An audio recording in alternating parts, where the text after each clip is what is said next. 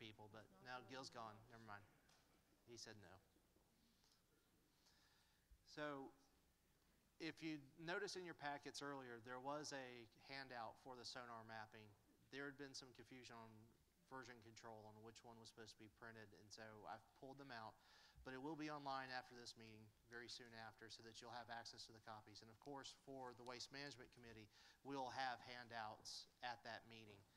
But Jeff has a really good presentation for you, and you know that he's a great presenter. He's going to go through it thoroughly. I just ask that if you have any notes, you're going to need to keep them on a separate sheet of paper. You're not going to find the handout in front of you, okay? Any questions about that? Okay, great. Jeff, if you're ready. Thanks a lot. Hopefully I won't disappoint too much after that great introduction. I'm Jeff Bentley.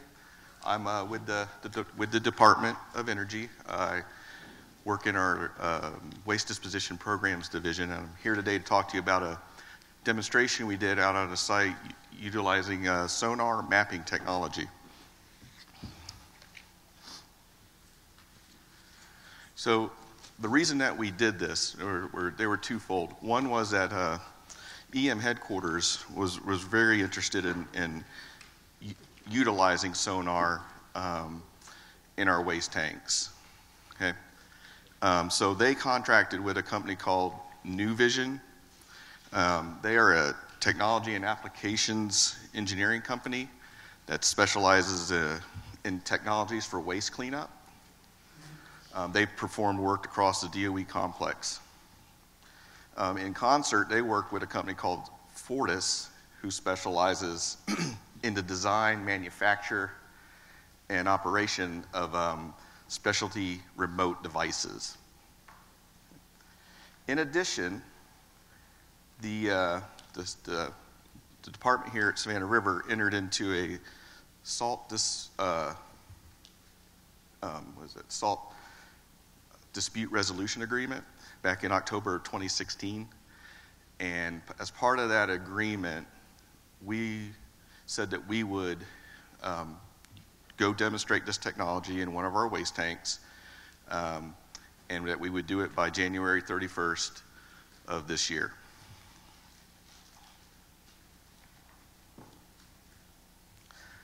I wanted to give you a picture of what the inside of one of our tanks looks like. This is a type 1 tank, and it has both vertical, okay, and horizontal cooling coils in it. You can see just how congested this tank is as far as trying to visually see the bottom. As well, doesn't show up too well in here, but there are also support columns in this tank. I think there's one right behind those cooling coils right there. There is one right here in the center. A lot of obstructions that impairs our view of the tank bottom.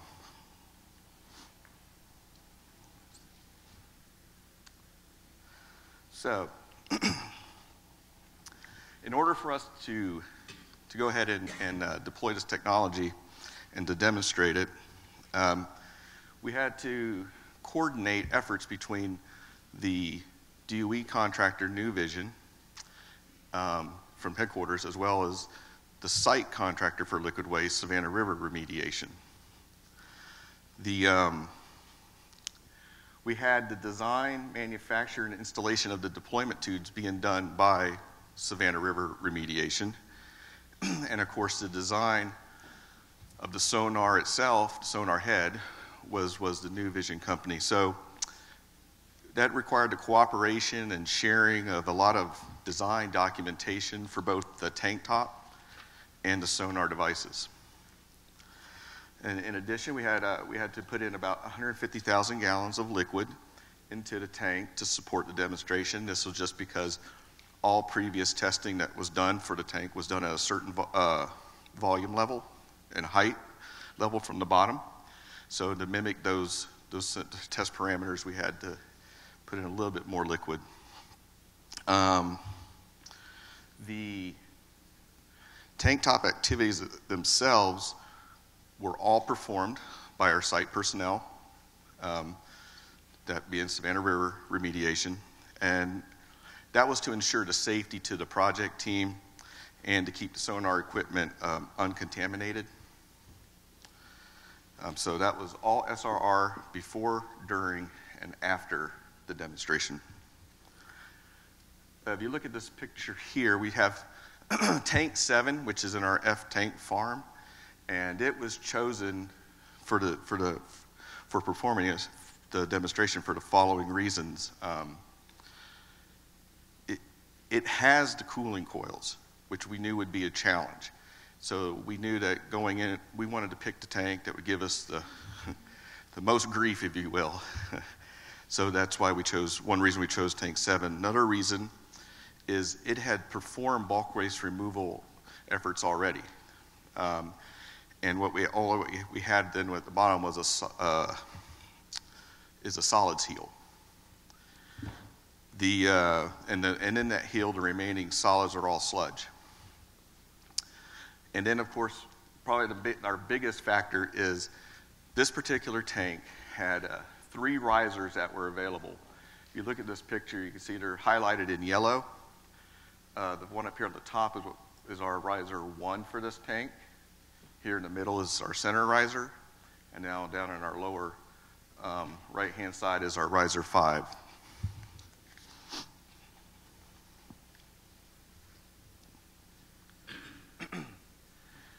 So the demonstration itself, it occurred in last December, the week of the 11th.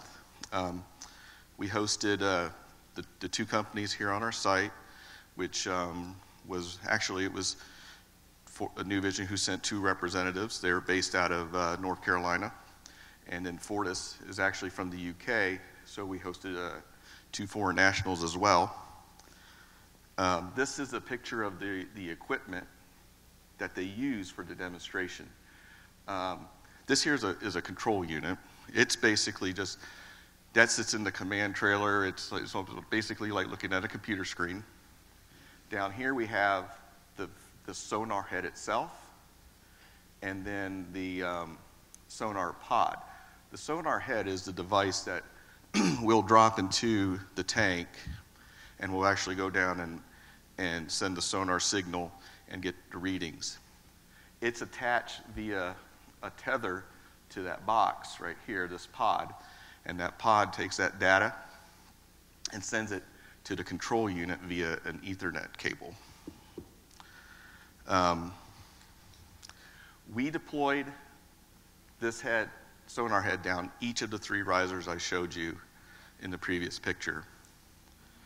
Well, I guess I should have told you to do that. We had to have a special deployment tube for the sonar head to go down into so that it would not become contaminated. I mentioned that SRR was the one that designed and had that manufactured. It's just a long cylindrical tube, basically the diameter of this sonar device. It goes down and sits into a specially designed end cap that they call it a peak dome. It's basically called that from the material it's made of, because what it does, it allows the sonar signal to pass through it and into the liquid that's surrounding it. So we did that in each one of those risers. The data that we collect, there's thousands upon thousands of coordinate data points that's collected that goes up through that pod and is sent back to the control unit. And that data must be compiled and analyzed to generate meaningful information and images.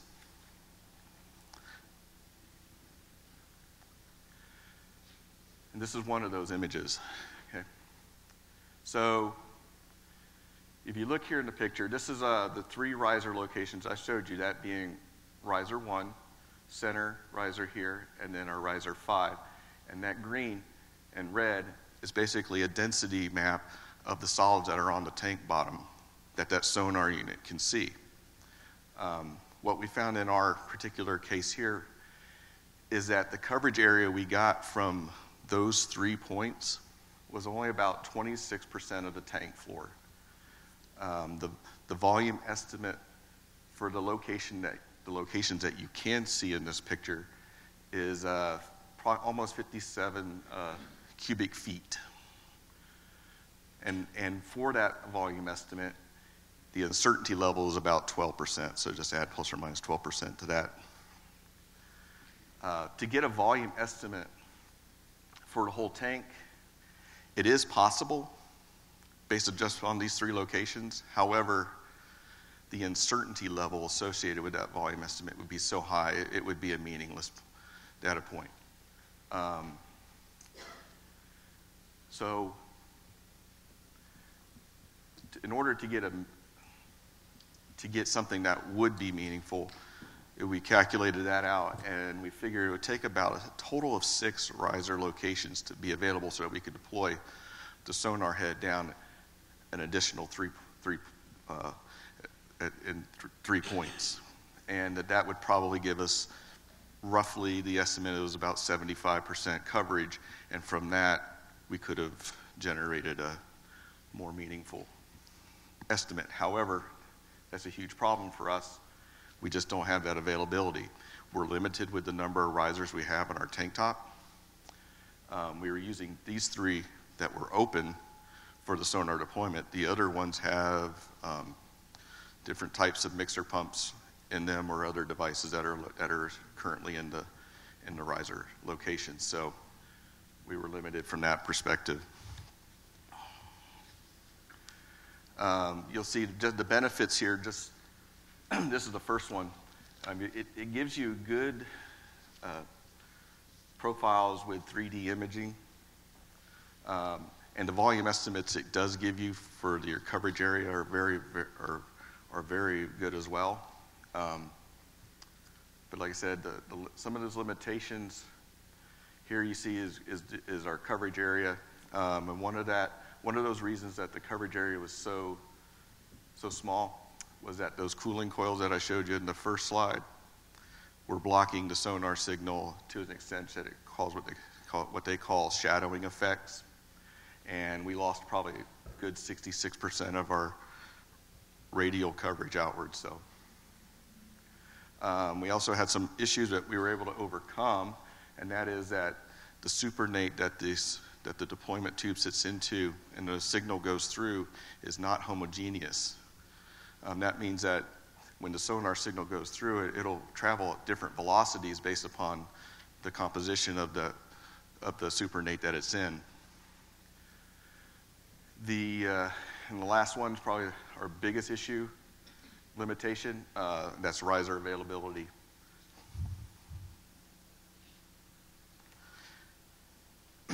Nice picture here.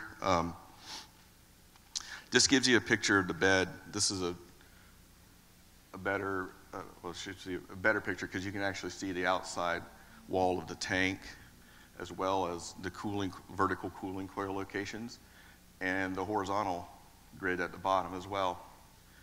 Gives you an idea where the material is at inside the tank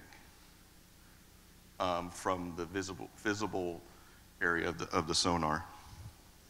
This particular view does include all those obstructions, like I said. Great thing about this technology and this data, I can take this particular graph and take away those cooling coils and other obstructions and get a view of the tank bottom. For this one, if you look, hopefully you can see, this is our density profile. The greater, when you go up, it just means it's a higher volume of solids going up. So you can see that under our riser 1, of the 3 risers, it had the greatest concentration of solids. You can see that we got a couple big peaks there.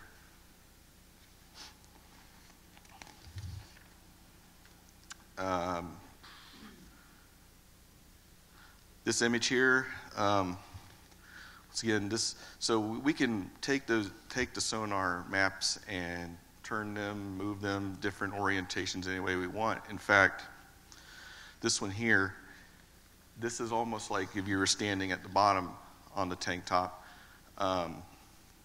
They have the ability, if we want to take a map, if we were to map the entire tank and create a 3D imaging that you could also turn into basically a virtual reality, called a virtual reality game. You could actually utilize virtual reality glasses and have somebody could go around, walking around the obstructions to see where stuff is at. It's pretty neat from that perspective. This one gives you a little bit better view too. This is riser 1. I can tell by the 2 mounds. But you can see that under this particular risers, we have this vertical cooling coil here. You actually can see some of the material is up and over top of that coil.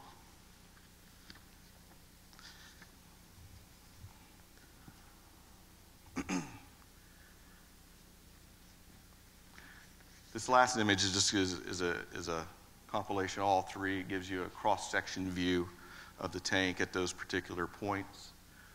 If you were looking to visually look at the risers and how high the mounds were, and I believe I mixed up my picture here though. This was supposed to be riser 1 center and riser 5. But it gives you multiple perspectives at once. All right. So we wanted to compare this mapping method to what we currently do, which is we use a video camera to go and take a look at and videotape the bottom and use that to come up with our volume estimations. So we looked at it. The current mapping technique that we use, the video, during our waste removal efforts, it takes us approximately 3 weeks of schedule in order to perform that mapping. The approximate cost per campaign for every time we do maps, about $21,000. Now, I want to discard against the money here was not important when we first looked at this. This is just to give you an idea of what the cost is. A bigger driver here was looking at the schedule. How long does it take for us to do this? When we go and we close a tank for our final mapping analysis, that schedule duration is about 6 weeks. So that's kind of what we're looking to improve upon. Can we decrease the amount of time it takes for us to go in there and do the mapping? Under the sonar method, however, what we found out was the approximate schedule duration is still about 6 weeks. They came out for us to actually deploy the sonar, gather the data, to take that data back, compile it and analyze it and generate the results report. It was basically 6 weeks. We started this demonstration in December 11th and finished up with the report, the final report submitted to the state in basically January 29th, and we had finally concluded that report probably around the 25th. It was just a couple of days before we sent it on. So it was still about 6 weeks. Now, if you do want to get into the look at the cost, you can see that there is a difference there. Current techniques. I just took our more expensive, looking at the tank closure, and it's about $41,000. I do not have every cost included in these. What I'm trying to do is focus on the differences, because both methods are going to take certain work operations on our tank tops that are the same. So that was kind of a wash. I didn't want to include those.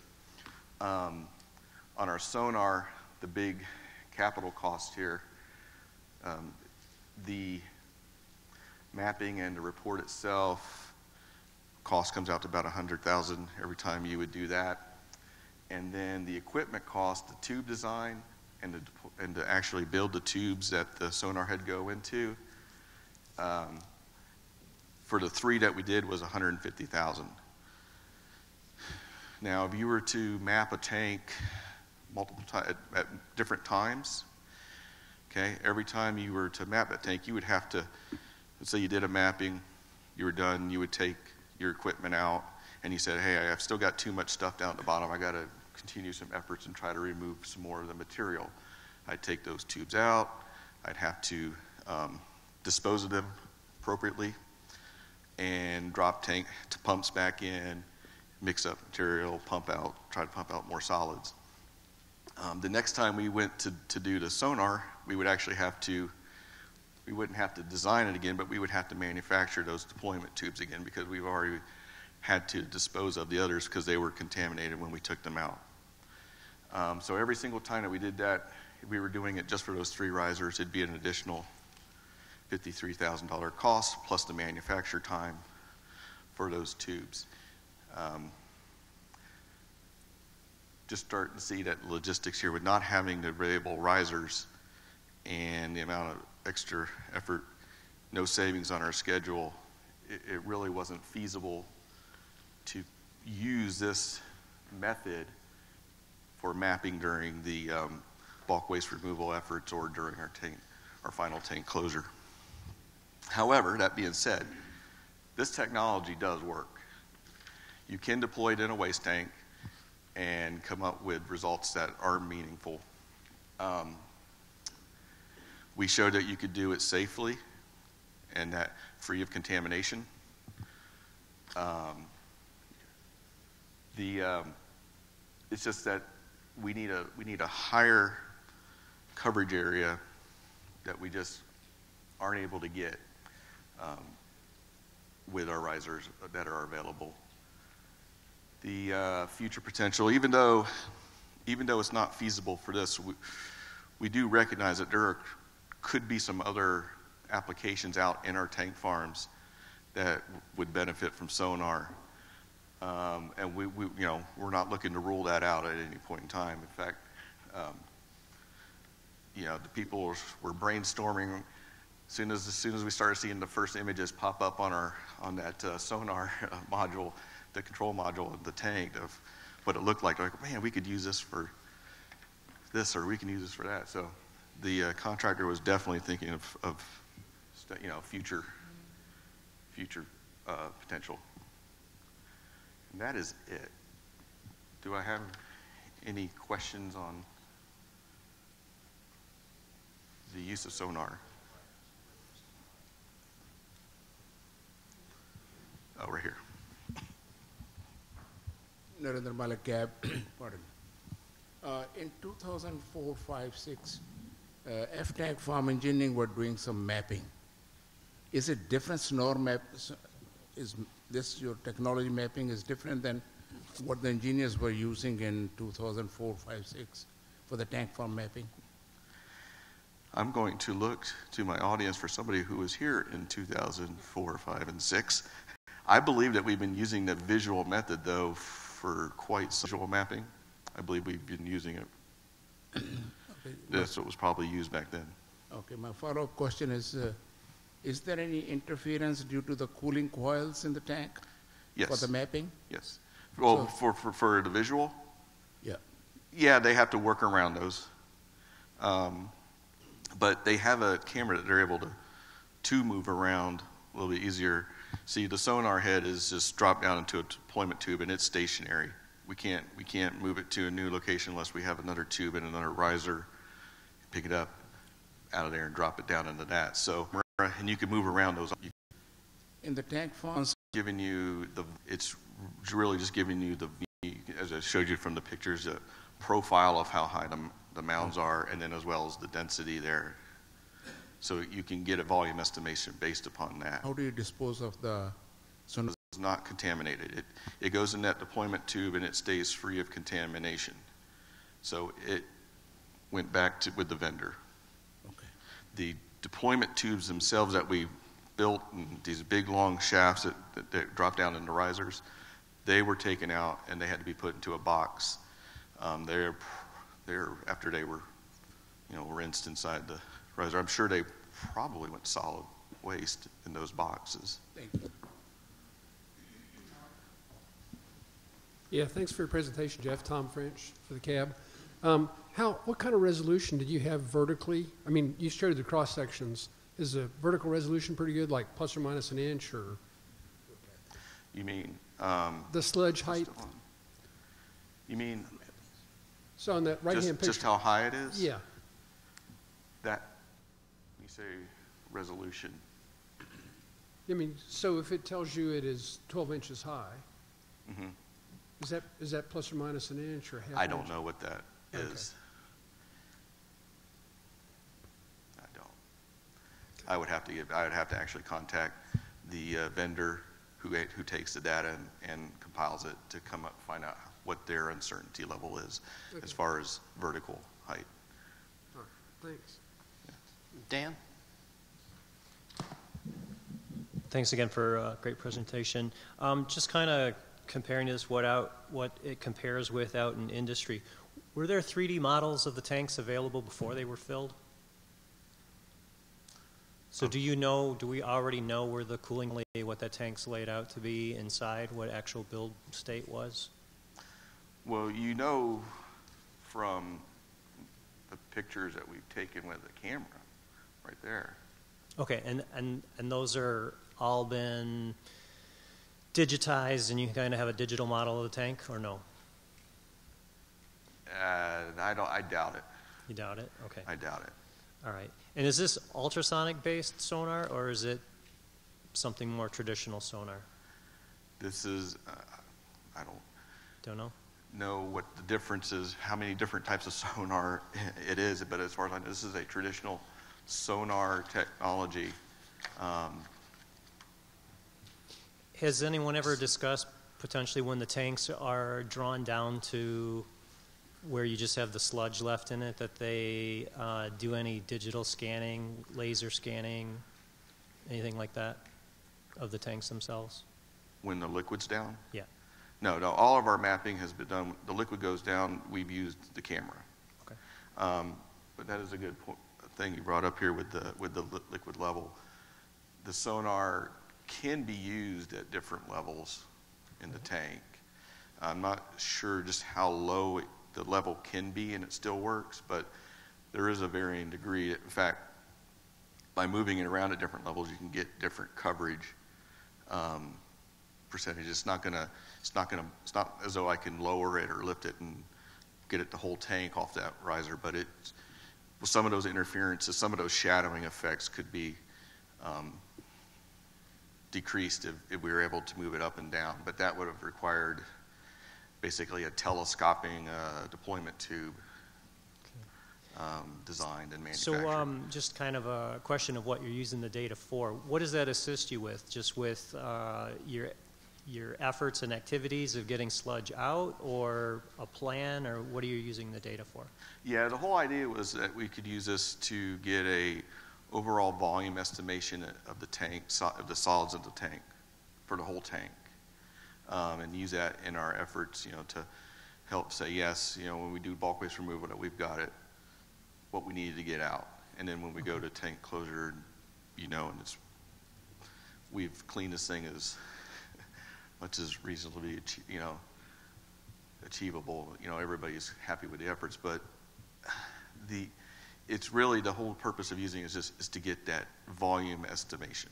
Okay. We had a map, a previous map of this tank from when we did the bulk waste removal efforts, and I want to say it was around 2012. We had a visual map, so we knew where we had some idea of the solids. We also wanted to we were hoping to be able to use it, be able to compare that with the volume estimation that we got from the sonar. But from a whole tank perspective, we couldn't do that because we didn't have enough coverage from the sonar to generate a meaningful overall tank volume estimation. Okay. Thanks. Thanks again. Okay. Don? Dawn Gillis Cab. Mm-hmm. Thank you for your presentation. Two questions. One, from more of a technical, you're measuring density or are you measuring volume? They're measuring density, and then they will calculate a volume estimation based upon that. Okay, so because if it's a heavy metal spot there, it's going to be less dense than if it's some kind of a oxide something. Yeah. But anyway, so it's not necessarily 100% accurate whether it's 12 inches because you don't know exactly what's there as far as density is concerned. Yeah, there would be uncertainty. That would play into the uncertainty value for that calculation. Okay? And the other thing is while it doesn't sound like it's a very good use for this application, I like seeing that you're trying new things. Yeah. And there might be some other application Oh, yeah. for it. So it's good that you're trying new things, so Yeah. thank you. Yeah. I would say we were all pretty thrilled with the result when we saw the images of what it can do. We were looking for where can we deploy this. Dave Vargas, CAB. It doesn't sound as though you did, but did anyone prepare a formal cost-benefit analysis for the sonar mapping technology? Not a full-blown. I mean, we had a little bit. I think we actually delivered maybe a more detailed breakdown to the state in the report. I tried to take out some of it for here, just to show you the big differences. But I don't have a full-blown cost analysis. Just some rough estimates. All right, and Susan. Susan Corbett, CAB. Thank you for this. So this is basically about figuring out what's going to be left in the tank after you've sucked everything out you can get out. Is that correct? Is that one way of putting it? Because they're not planning on removing that material that you're seeing, right? No.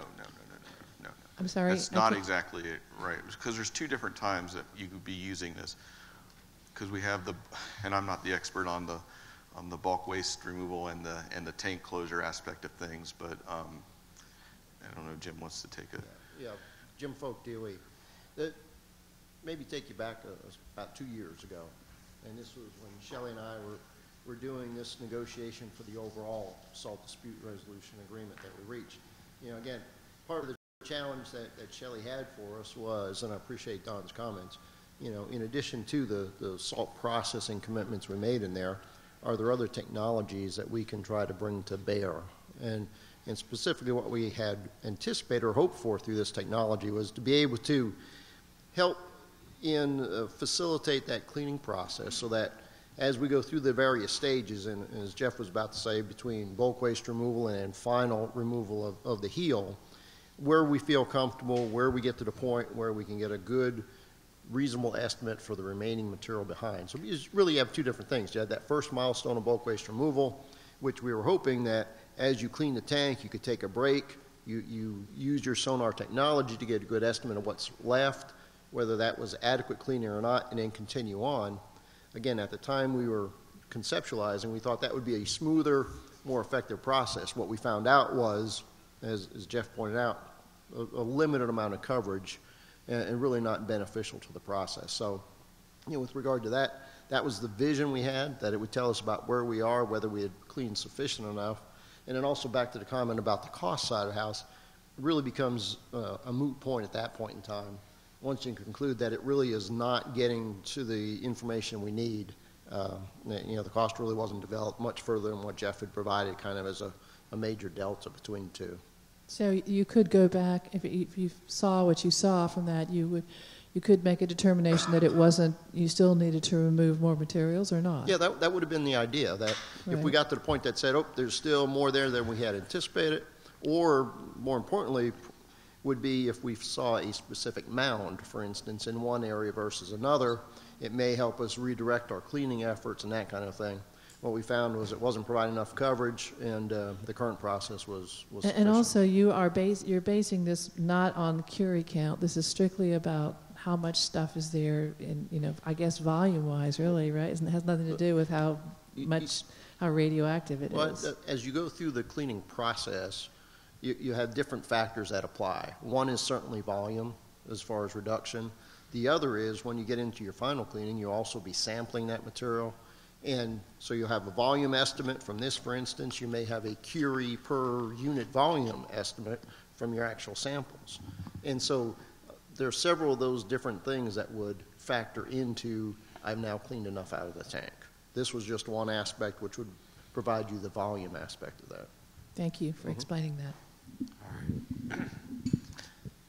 mean, just to note that the tank we showed you, tank 7, is just had bulk waste removal efforts completed on it. It's not ready to ground. I mean, they haven't done the heel removal yet. All right. Any further questions? Thank you, Jeff. All right. Thanks, sir. Appreciate it. All right. Up next, we have Maxine. You ready? I'm ready. Yes. All right. Forwards. Okay, I should know this by now. Hi, I'm Maxine Maxted. I'm the Nuclear Materials Program Manager for DOE. And I'm going to talk to you about maximizing utilization of H Canyon. It's kind of go along with some of the questions you had after Brett Leslie's presentation today. It's not working.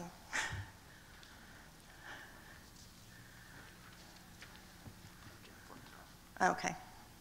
Helps if it's turned on. Okay.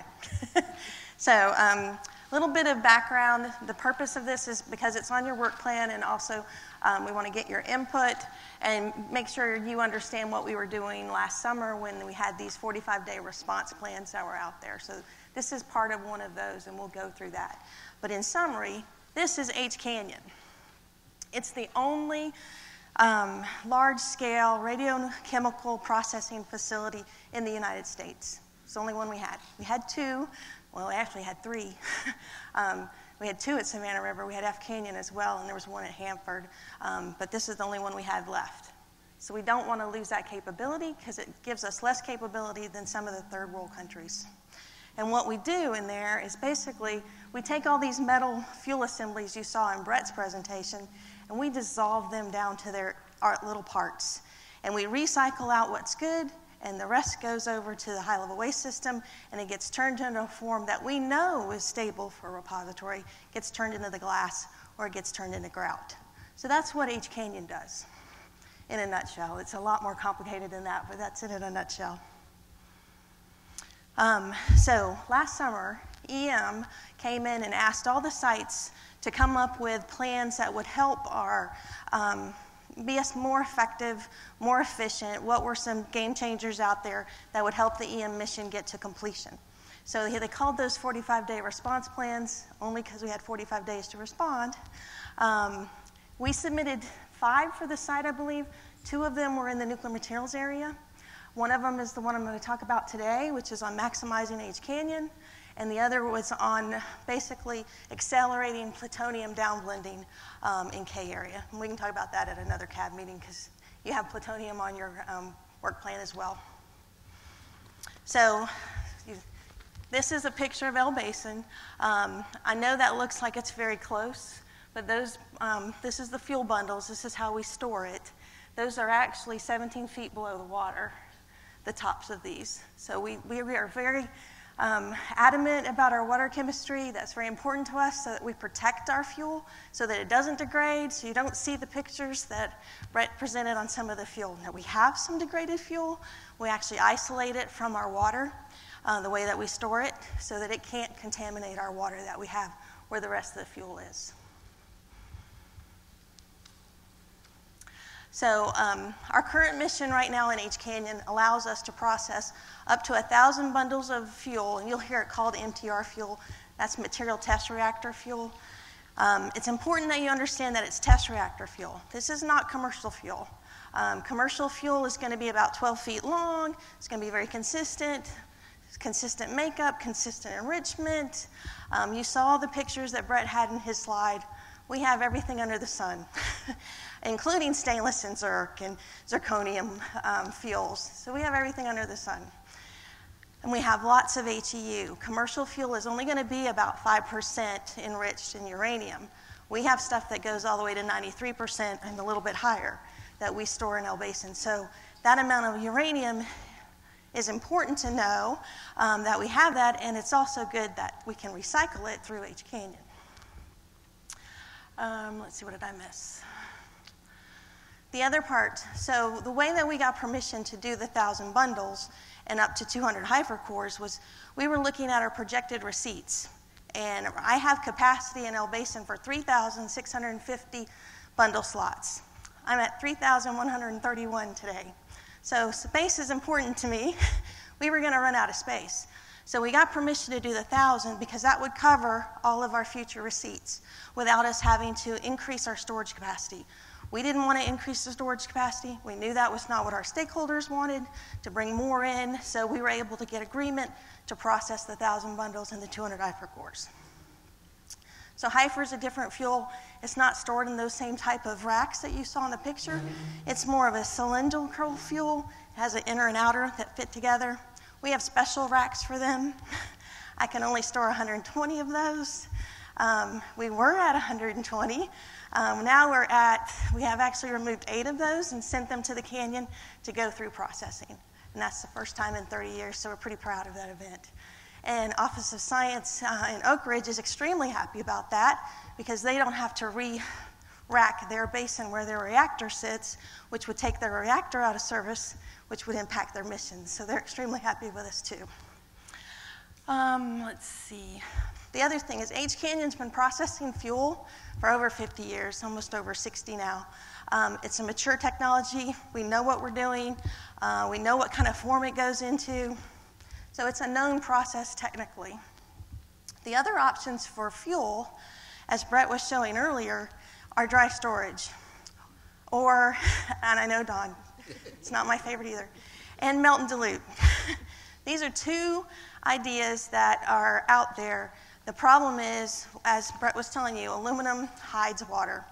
The commercial fuel doesn't use aluminum as their cladding or the base of their fuel. They want something more robust, so they use the stainless, they use zirc and other types of materials that are more hardened.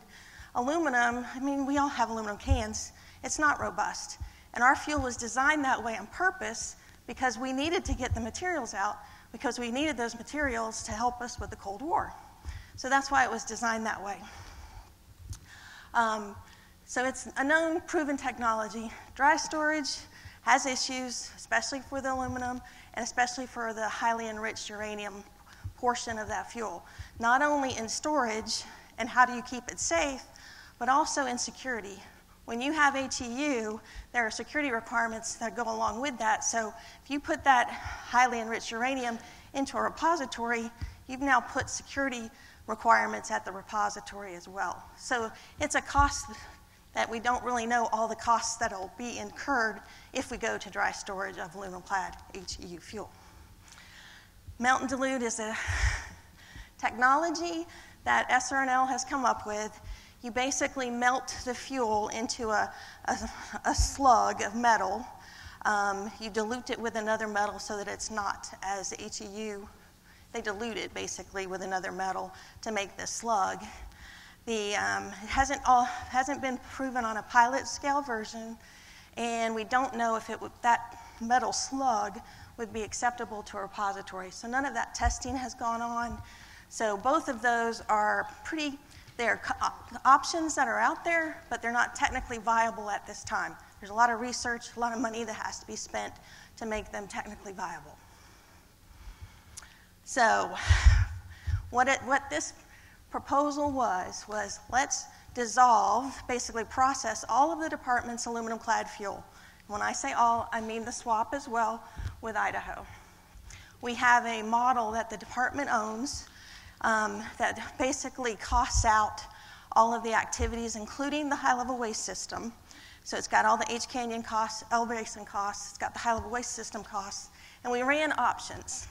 And we came up with the cost differences between dry storage and processing. And when you look at it from just that surface of everything's going to be acceptable, you don't include any of the costs for the research on dry storage or any of the costs for the research on melt and dilute, the costs are a wash. We don't know what those technical costs are going to be for that research, so that's a really high unknown. So when you look at it just from, let's just look at our life cycle cost, we can actually save 20 years of L Basin operations if we go to this approach versus dry storage. 20 years at $40 to $50 million a year, that's a lot of money. So it's like an $800 million savings if we can process all of the fuel. And it allows for the reuse of that uranium. Uranium is a very precious metal. It would save in mining if we were able to use that. It just makes sense to recycle it. So our path forward is we are going to try and put as much money as we can into our budgets towards this. Headquarters agreed with this approach. It's just a matter of finding the funding. Funding is always an issue. I feel like I go around with a hat all the time. So that's one of the things, we just have to get it on our priority list for funding. And we also know that if right now we don't have any NEPA analysis that would go past the 1,000 bundles or the 200 HIFER cores. So we'd have to put that in place as well. So once we figure out if we have funding, we can go do that NEPA analysis and then hopefully proceed with the whole program. I think, all right. So we understand that HCANN is a vital role to the nuclear materials mission. We understand its importance to the country, so it is our goal to try to keep that operational and to use it in the best, most efficient manner possible. Right now, we're doing limited operations where we'll go and we'll do dissolving. We take that crew, move them down and do the head in, move them down and do the next phase, where this machine was really built to run 24/7, everything going parallel, just continuous operations. So right now we're in a very limited, we call it limited processing, because we have to move the crews down for each of those steps. We believe that processing of HCANN, and you can correct me if I'm wrong, we believe that's one of the things that you have put forward in recommendations and that the CAB supports. And all of the uranium would be recycled so that it could be reused. I think that's all I had.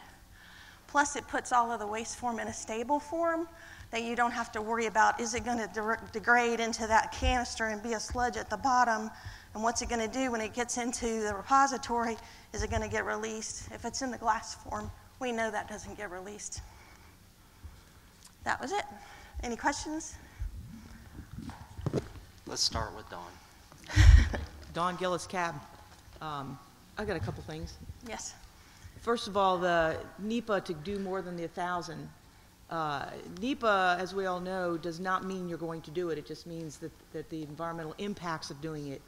So I think that the NEPA documentation should be done now and continue to work on getting the funding, because you know what'll happen.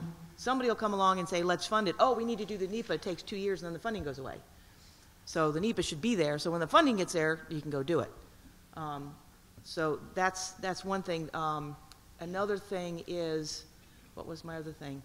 When you're talking about the cost of processing everything on your 45-day versus dry storage or melt and dilute, dry storage, how many times have I said it, is just another form of storage.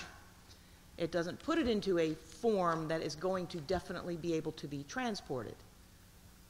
Versus processing it, putting it into glass logs, we got all these other thousands of glass logs, and we're going to put, if you do the whole thing, what, it adds like 300 logs or something like that? I don't know. Everything was everything was said and done. I think it was something on that order versus the 3,000 or 4,000 that they're already going to be shipping. So it puts it into a form that we're already going to have to deal with, versus all the myriad bits and pieces and all the stuff that may or may not still be in that configuration at the bottom of the canisters in 60 years.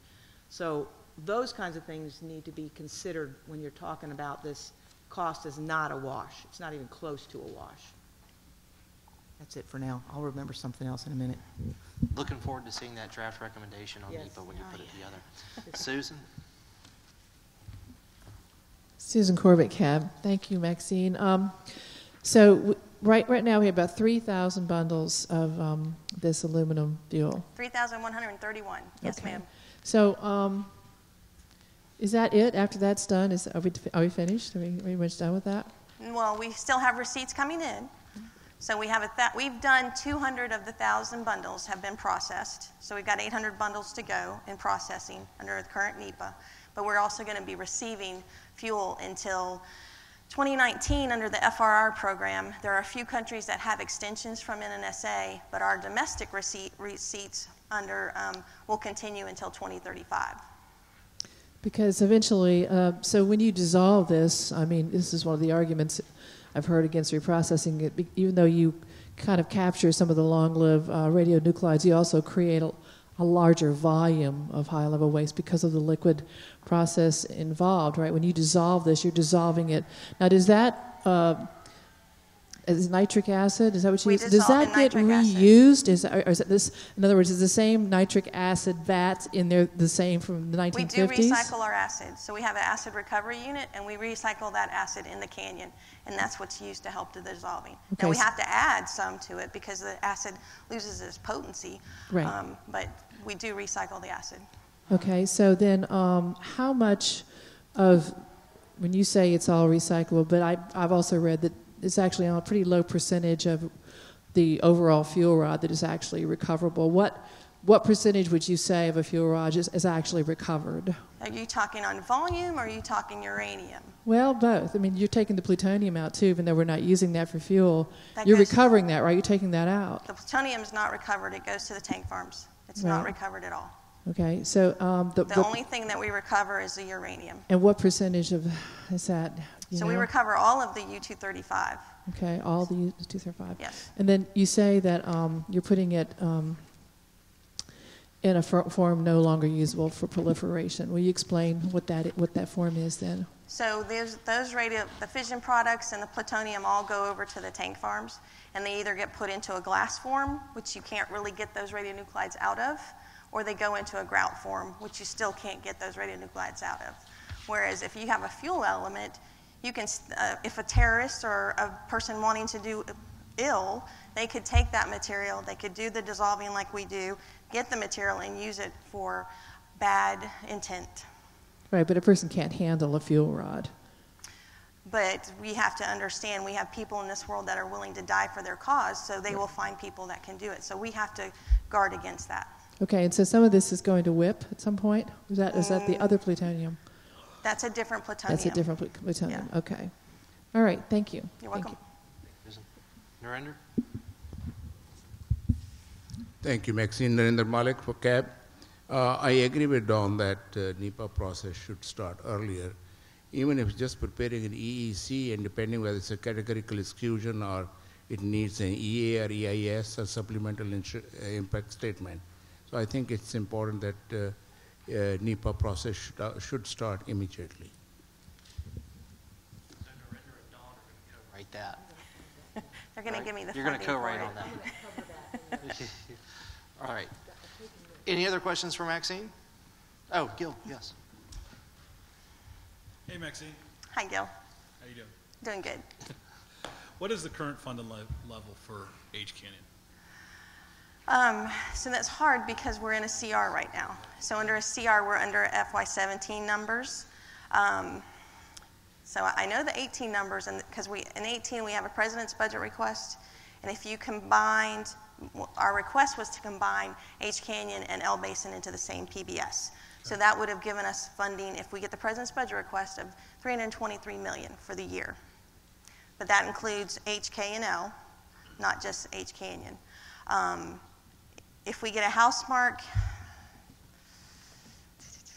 I have to get you the numbers because they're lower. House mark is one of our worst. If we're in a full CR, that's the worst impact. That's the lowest amount of money for us.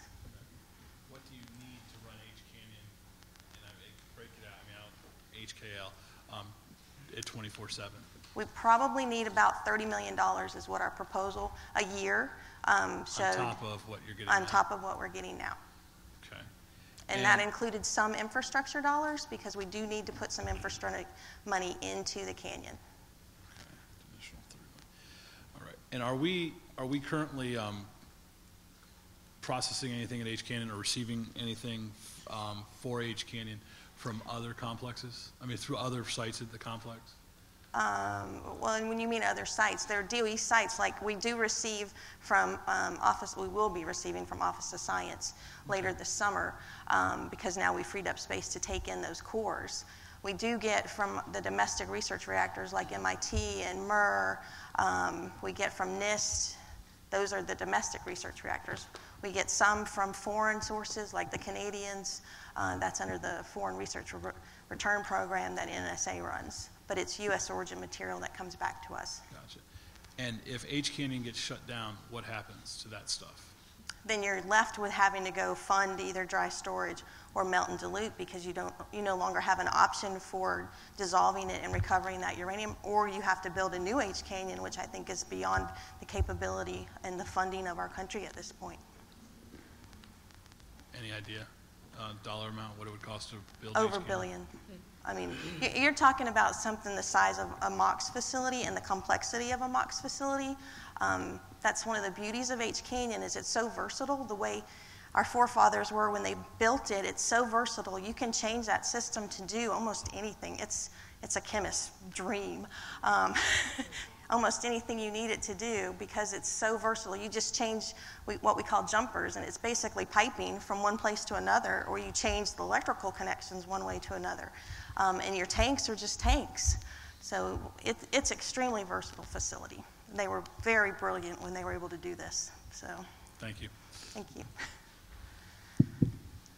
Okay. Was that everybody?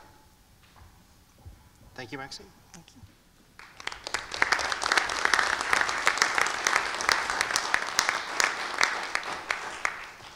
All right, so we're running a little fast, but let's go ahead and take our break anyway. Let's be back in our seats at 2 o'clock. Okay?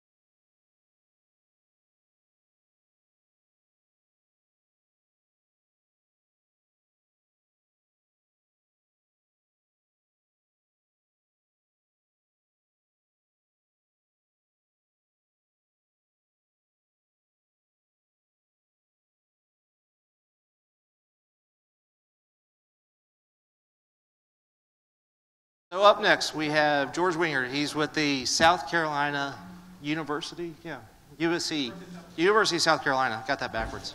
I'm used to Georgia. University of South Carolina's archaeology program. And this is a great one. I think y'all are really going to like it. So if we could, George, you ready? Always ready. That one right there does it? Good afternoon. Thank you so much. Wow, boy, that's pretty nice right there. Usually I have to yell loud when I'm talking, but that's pretty. Thank you. I feel like a star.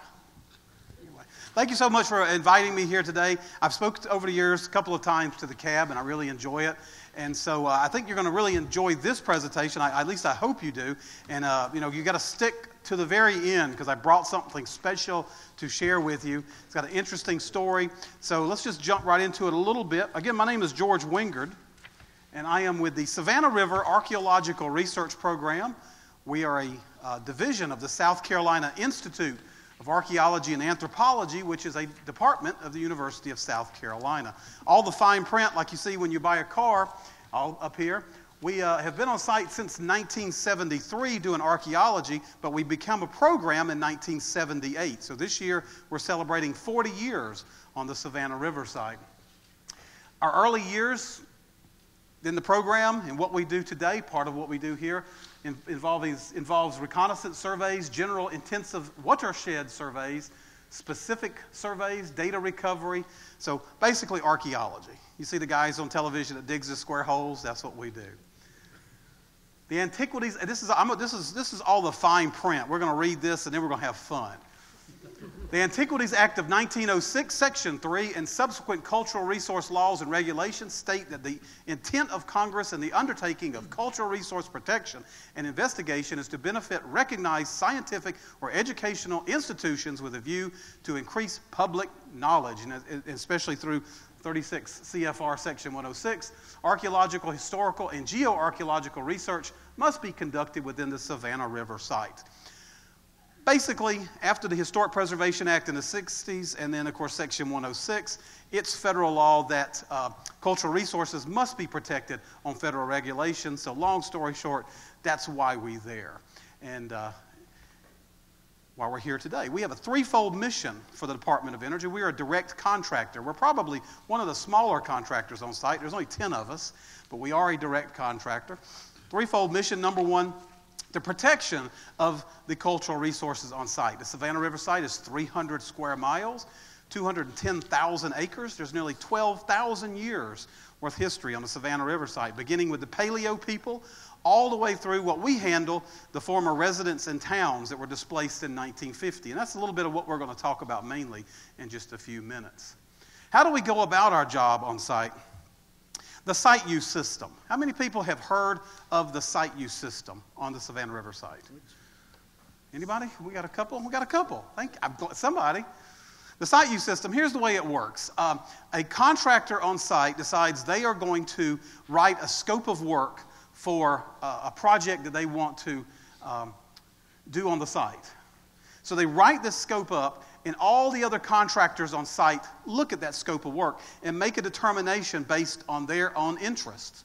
So for example, if a contract came through, or if a scope of work came through, and they said, we want to put a power pole in the middle of a parking lot, we would say, hey, we concur. Now, if they came back, another scope of work, let's say someone sends one through that says, we want to put some monitoring wells near one of the major drainages on site. We have 5 on site, upper 3 runs, lower 3 runs, 4 Mile Branch, Penn Branch, and Steel Creek. Those are our 5 major drainages on site. If they wanted to put a monitoring well at one of those drainages, well, that would throw up flags for us. There's a lot of Native American cultural resources in regards to drainages. We would need to go out and investigate that. So that's how the site use system works. That's mainly what we do on site. We respond to site uses every day to ensure the protection of those resources. The Savannah River site. I've lived in this area all my life. I grew up in the valley over in Warrenville and lived here all my life in the area.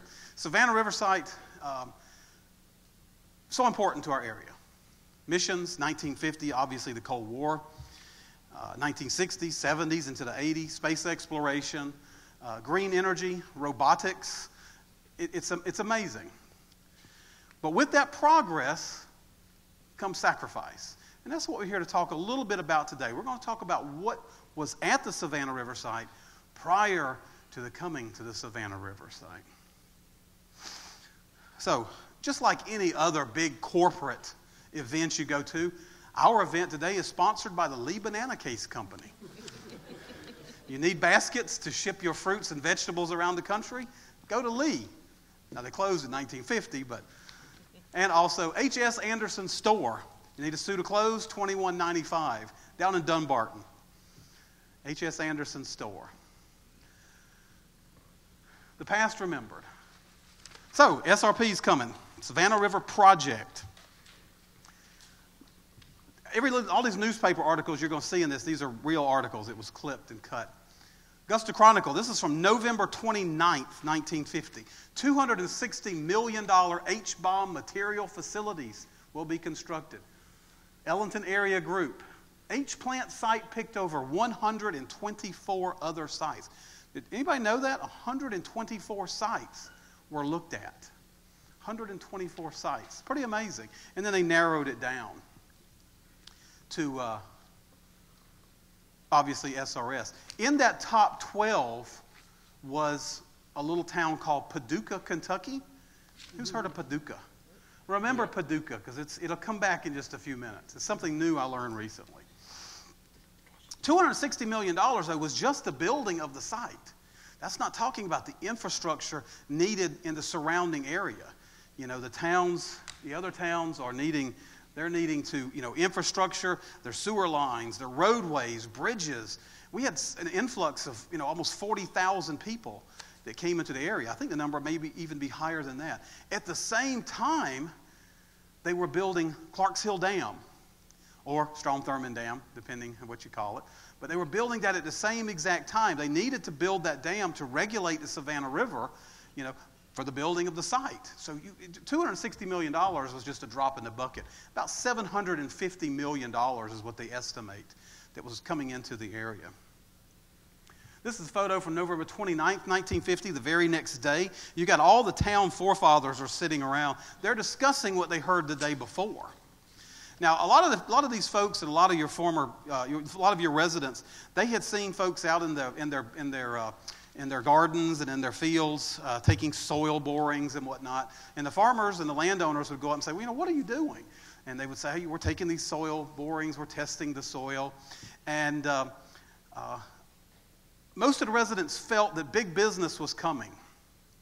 Obviously, they didn't know how big what was coming, but they were told a broom-making factory was going to be built. So for a while there, they all went along that it was going to be a broom-making factory. But eventually, they found out what was going to come to the area. Nearly 7,000 people were moved from the area, and these are a few of the small communities: Ellington, Dunbarton, Hawthorne, Sleepy Hollow. Snelling and Jackson were actually in the original footprint. And they pulled it back just a little bit. But of course, Ellington, Dunbarton, and Myers Mill are your largest communities. But about 7,000 people had to be moved. I always loved this poster. That's the Red Cross poster. Fire, flood, tornado, and then a bomb was added at some point, in the poster. But I always just thought this was a great poster. Again, the climate of the times. When these towns were picked, especially Ellington, I'm probably jumping the gun a little bit, but just to give you an idea, the people, they were upset. I mean, we can't beat around that. But they knew it was for the betterment of the country. All of them you talk to, you can still go to the reunions today. This is 68 years removed. And there's a lot of these folks are still there. They're in their 80s and their 90s. But they'll all tell you that it was for the betterment. And they put a great sign up. The Ellington Town sign, they put boards up right after the announcement. And it said, we're happy. We know that they picked not only the best spot in the U.S. to build a Savannah River site, but the best spot in the world is what they wrote on the sign. Because they knew that this was needed. It was tough, but it was needed. This is the town of Ellington, established in 1871. Right in the middle of the picture there is the crossroads.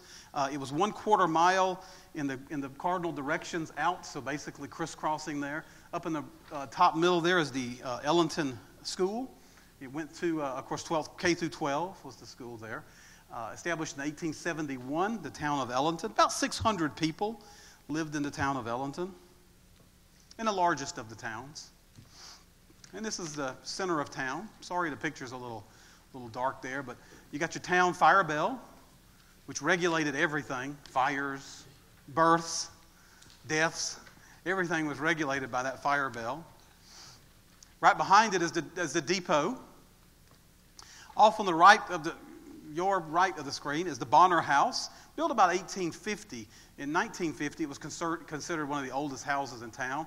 It was the home to the only Catholic family in the area, but they ran it, and a lot of the passengers would get off the train and stay there. It was a boarding house.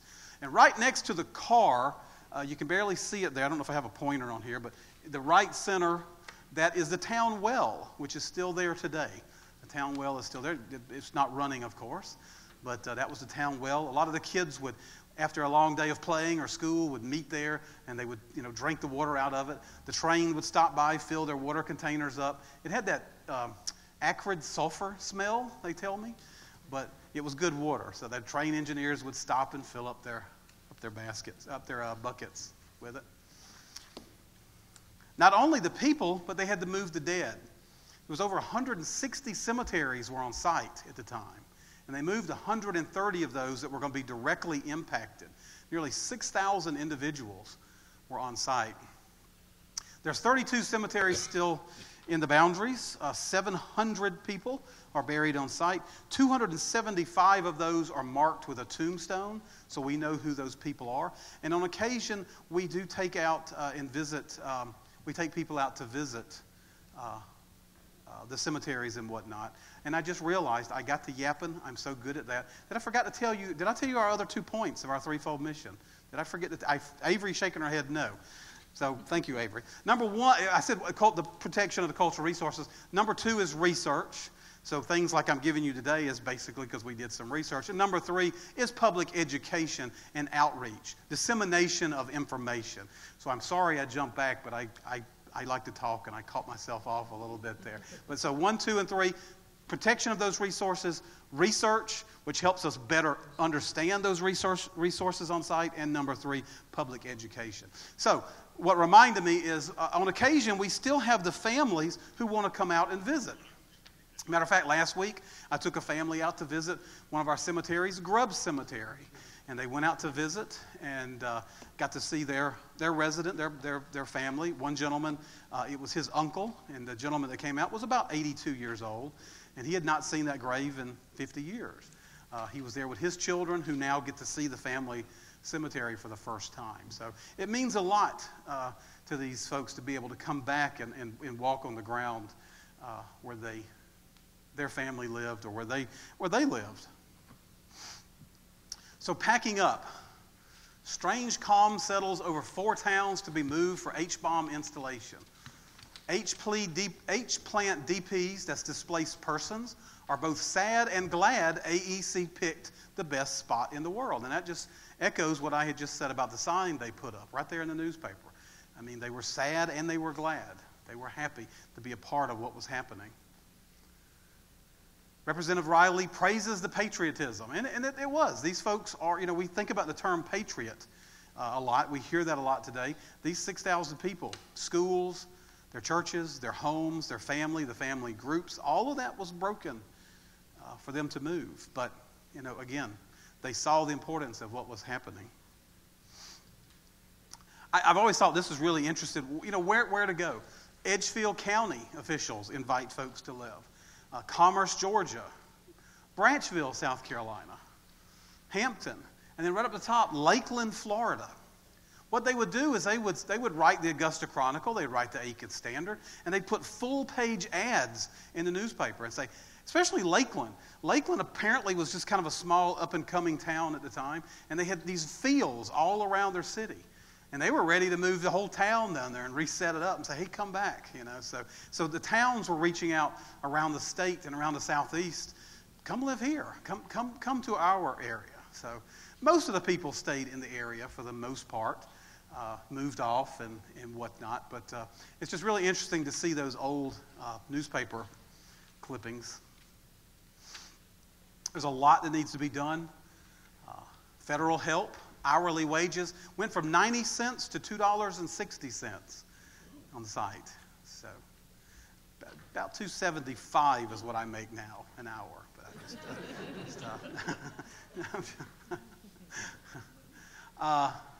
Augusta, Aiken area housing, again, that 260 million, you see that growing just when you see these few ads. All this starting to tally up that was needed in our local area. And the mayor lists sewage disposal as a major problem in Augusta. So I hope that moved to the top of the list for what needed to be done. First dirt removal for the A plant begins, new bridge over the river. So when you think about the site, you tend to forget about this kind of stuff. You got all these people. Where are they going to live? How are they going to get here? New roads. So it's amazing to think about what went on. I mean, I know for the longest time when I thought about the Savannah River site, I thought about where I worked. And it took me a while to begin to put the pieces together and go, wow, this is a really, really big story. Really, really big story. I had family that lived out there that had moved off-site. Big-time gamblers reported in Augusta. Well, I guess when something like this is built, a lot of different individuals are coming out. Big-time gamblers. And no Iron Curtain spies spotted in Augusta. No one's seen them. So I don't know what happened to my last banner there, but my last banner was really, it was the funny one. I don't know, maybe it got censored. I'm not sure. But it said Ellington DPs, displaced persons, will not tolerate commie agitators. So that was what the last one said. So they would not tolerate those commie agitators. Again, the climate of the times, 1950, 1951. Everybody's looking over their shoulder. You're hearing the news. And now this big place is coming in. The site's coming in. It's got that one mission. Now, obviously, we know it had more, but it was the one that everybody knew it was coming there for was the Cold War. So, this begins to, spawn newspaper headlines like this: gambling and spies and the communists. Making a living. I'm sorry, this photo's missing here, but basically it was a truck full of watermelons. But what was the site pre-SRP? Agriculture was the primary source. Corn, cotton, sugarcane, watermelon, beans. These were the main crops that were being grown. When you look at the site today, when you look at the aerial photos from 1950, there were just massive, massive fields all over the site. And again, that was the major source of income for so many on the site. Now, there were a few others. Now, the Ellington Agricultural Club is actually still in Barnwell. They moved it from Ellington to Barnwell for the greater increase and diffusion of knowledge upon subjects that tend to the betterment of their condition generally as agricultural people. Now, what was happening was all the farmers would get together, once a year, well, more than once a year, but they would get together and they say, okay, this year I want you to plant this new strain of bean. And this year I want you to plant this new strain of watermelon or whatever. And they would go out and plant it, and then the next year, after when the crop started to come in, they'd come back and report their findings so that they all could work better to know how to plant and what was the best way to plant. So it was really neat that this little building has been moved. They still have meetings there, but all the farmers would work together to make their crops better, because you help one, it helps all. The more you're helping. So that was, again, the Castle's Long Store, Mercantile. Castle's Long Store was in Ellington. You could get anything here: coffins, horse tack, food, bolts of cloth. You could get it all here at the Castle store. The Castles was a very entrepreneurial family. They were not one of the older families like the Dunbars or the Bushes or the Ashleys. The Castles came into the 20s. And boy, when they came in, did they come in. They had two funeral homes, a black funeral home and a white funeral home. They had a hydroelectric plant just south of Ellington that generated electricity for the town.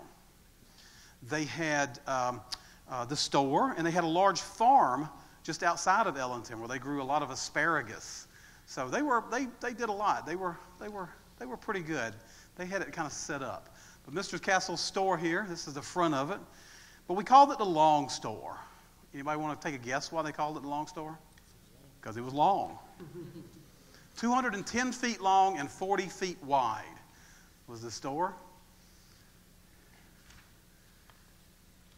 Again, you could get anything here, coffins, food, bolts of cloth.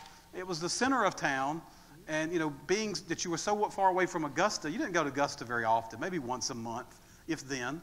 So this is where you got everything. Your mail, you could come in and get you did a little bit of banking could take place here, as well as, of course, your monthly, weekly, daily needs. And this is a photo of the inside of the store. All these gentlemen in hard hats are early Forest Service employees. This was after the site, about a year or so after the site, and so the store stayed open because there was a necessity for that. The new workers coming in needed a place to purchase food and whatnot. So the store stayed open for a little while. Western Carolina Trading Company. Now this little store was located in Dunbarton.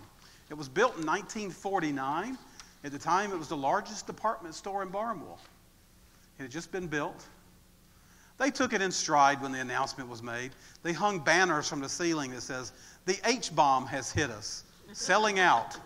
So they made the best of it.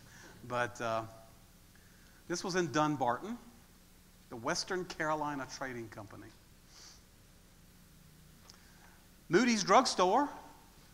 Moody's Drugstore, the upper photo as it looked. The bottom photo is the drugstore as it is today in the Aiken County Historical Museum. You can go to the museum, see the whole setup of the museum, of the drugstore, and see all the accoutrement behind the counter and all the little ice cream plates and things like that. So really neat. It's a great museum if you hadn't had a chance to go there, Aiken County Historical Museum, but a little bit of Dunbarton up in the museum. The city cleaners, I can't say much more about that, except that they had cleaners.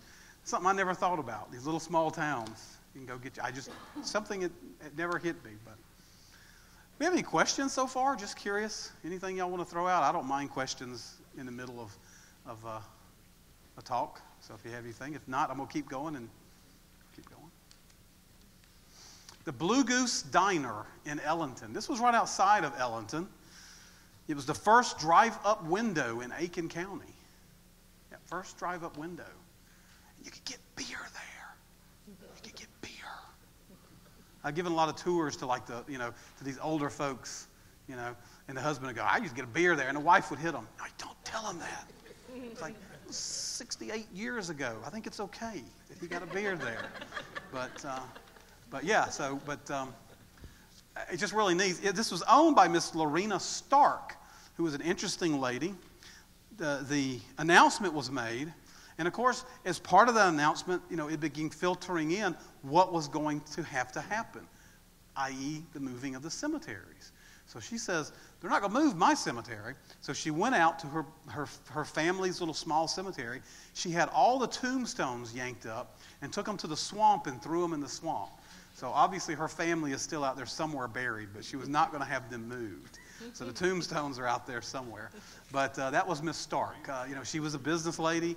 She was a tough business lady, and she served beer. So there we go. That tells you all you need to know right there. Miss Stark. The Wise Chevrolet dealership. Again, a small town. You kind of forget about this, but you drive through Ellington today, and you see the curbs that lead up into some of the streets. And all of a sudden you get to this area where there's all these little weird curves that go in and out. And it took me a while to kind of put my head around it till I started looking at maps. And it was actually the showroom curves. They had to pull the car in and get it out and pull back out and do that. So here's your little Wise Chevy dealership where they would pull the cars in through the back and park them inside. And it's kind of neat. So kind of Mayberry-esque, I guess, if you will. Over in Dunbarton, you had Dick's Garage. Not a pretty car in the front there, but it did its job. It was the wrecker. It would run around the area, and I'm assuming you had a lot of cars that would get stuck on those back roads. One young lady I know, who's 85 now, she had a little car. She was about 20 when the site came. She had a little Model A Ford, and she would harass the DuPont police because she knew all the roads. So she would aggravate them, and they would get to chasing her, and then she could shoot down some of these roads and hide as the DuPont police was trying to catch her. Her name is Miss Margaret Roundtree. She lives over in Williston. 85 years old. A couple years ago, I lost contact with her. I couldn't find her for a few months, and I called her. I said, "Where have you been? What have you been doing?" And she said, "Well, I was a little under the weather." She said, "But I was also getting my CDL license." And I said, "Why were you getting your CDL license?" She said, "I've got to drive the old people at church around." So anyway, so that's the spirit of a lot of these folks. If you ever get a chance to meet them, that's the kind of the spirit you get from these folks. But yeah, she had to drive the old people around. Ginning cotton, obviously up into the 1950s, was still big business because it was one of the major cash crops. This is in Myers Mill. Ellington and Dunbarton also both had cotton gins. Post offices, Ellington at the top left, Dunbarton top right, and Myers Mill at the bottom. This is the Dunbarton Last Day Stamp from April 15th, 1952. Of course, the site now it was announced November 28th, 1950. So this is about the last of the families. The last of the families moved out in the spring of 1952. So this is one of the last, obviously this is the Last Day Stamp, but it's getting close to the residents are almost all off by now. What's really interesting is Ellington, in its time, had 7 postmasters and postmistresses. Dunbarton had 1. From 1914 to 1952, Miss Laura Anderson was the postmistress for all 38 years in Dunbarton of the incorporation of the small town. So, a couple of doctors, Dr. Brinkley at the top, Dr. Culbreth at the bottom, and this was their office in town. So, Dr. Brinkley was the first doctor. He became a member of the House of Representatives, and so Dr. Culbreth came in. Dr. Culbreth did not like to drive. So he had a chauffeur that would drive him to Aiken to the hospital. Dr. Culbreth would sit on the right-hand side. His chauffeur would sit on the left, of course. If the chauffeur was not driving fast enough, Dr. Culbreth would reach across and mash his foot with his own foot to make him go faster. So, he was constantly having to get his shoes cleaned because Dr. Culbreth was scratching up his shoes. But again, small town doctors. It is illegal to engage in horse racing or cockfighting within the corporate limits of the town of Ellington without special permission from the mayor or town council. Okay, I thought that was funny. Y'all don't think that's funny? I mean, I think that's funny. I mean, you have to get permission. So, and I love the guy's name. I mean, this is one of those action names. If you're Johnny Steed. I don't know. I just love that, and the car. I mean, we could do a whole movie on that gentleman right there. So, the other major source of income for a lot of folks was the Lee Banana Case Company. They were situated just south of Ellington, but they were in Barnwell County. And this is what they made. They made baskets. These baskets were created in their mill. They would go into the swamps and cut down cypress trees. They would cut down sweet gum, bring them back to the mill to be cut up into thin veneer, and they would make these baskets. They started off in, anybody want to take a guess where the company started in 1905? You've already heard it. Where did they start? Paducah, Kentucky. Exactly right. They started in Paducah. And I just think that's ironic that 1950, when the Lee Banana Case Company shut down, they saw the writing on the wall. I mean, you had Tupperware, you had mason jars coming in. And, you know, these baskets, you could still find these baskets, but as a large profit, they already kind of saw what was happening. So with the coming of the site, they shut their doors and, you know, did not try to relocate. But I think about it sometimes that had SRS went to Paducah with the site, how long would Lee have went on in the area? I don't know. It's just one of those kind of little quandaries you think about. How much longer would it had survived? This is an image of the Lee Banana Case Company. This is the company office in the front here. And back in the back, those tall things, they're actually cranes. They would bring the trucks in with all the lumber, or all the wood, and these poles were used as cranes. They could lean them certain directions, hook the chains up, motors would pull them back up. And so they're really unusual. I had an interview with a gentleman recently who worked on these cranes, and he talked about how unusual they were. I just thought they were telephone poles or something, but they're the cranes for the company. And they did have a company store, and of course this is one of the tokens for the company store there to the left. The paddle wheeler, Robert E. Lee. It was kind of like the party barge. You know, they'd have parties out there. They'd string lights on it. Interesting story. It actually started off as the Catherine S. I can't remember the last name. Catherine S. something. But it started off in Natchez, Mississippi. And it was sold to a gentleman named Leroy Simpkins in Ellington. So it came down the Mississippi River. When it got to the mouth of the Mississippi, they boarded it up, and it was towed across the Gulf of Mississippi. It gets around Florida. They tow it up the coast of Florida. It gets to the Savannah River. They unboard it, crank it back up, get the paddles going, and come on up the Savannah River. So it had a great little history. When it got here, they named it the Robert E. Lee. It was also a working barge, though. The Lee Banana Case Company, when they went into the swamps to cut those trees, they had a series of the little water slides that the lumber would travel down, and they would end up on a small island just off SRS called Stave Island. It's where a lot of the lumber would be situated, and then the paddle wheeler would push it to where it needed to be to the plant to be cut. And a couple of schools, Dunbarton Grammar School, Ellington Grammar, some of the kids. 4 Mile High School, this was a Rosenwald school on site. Mr. Rosenwald was a vice president of the Sears Company. He gave money for black schools to be built in the South, or if schools were already established, that money would go to help in education for books and whatnot. So we had a Rosenwald school on site. Religion.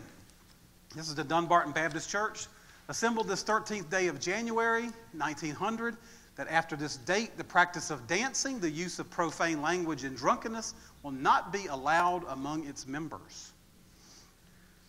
Any member found guilty of the offense mentioned shall, on the repetition of the offense, be excluded from the fellowship and his name excluded from the church book. So, excommunicated.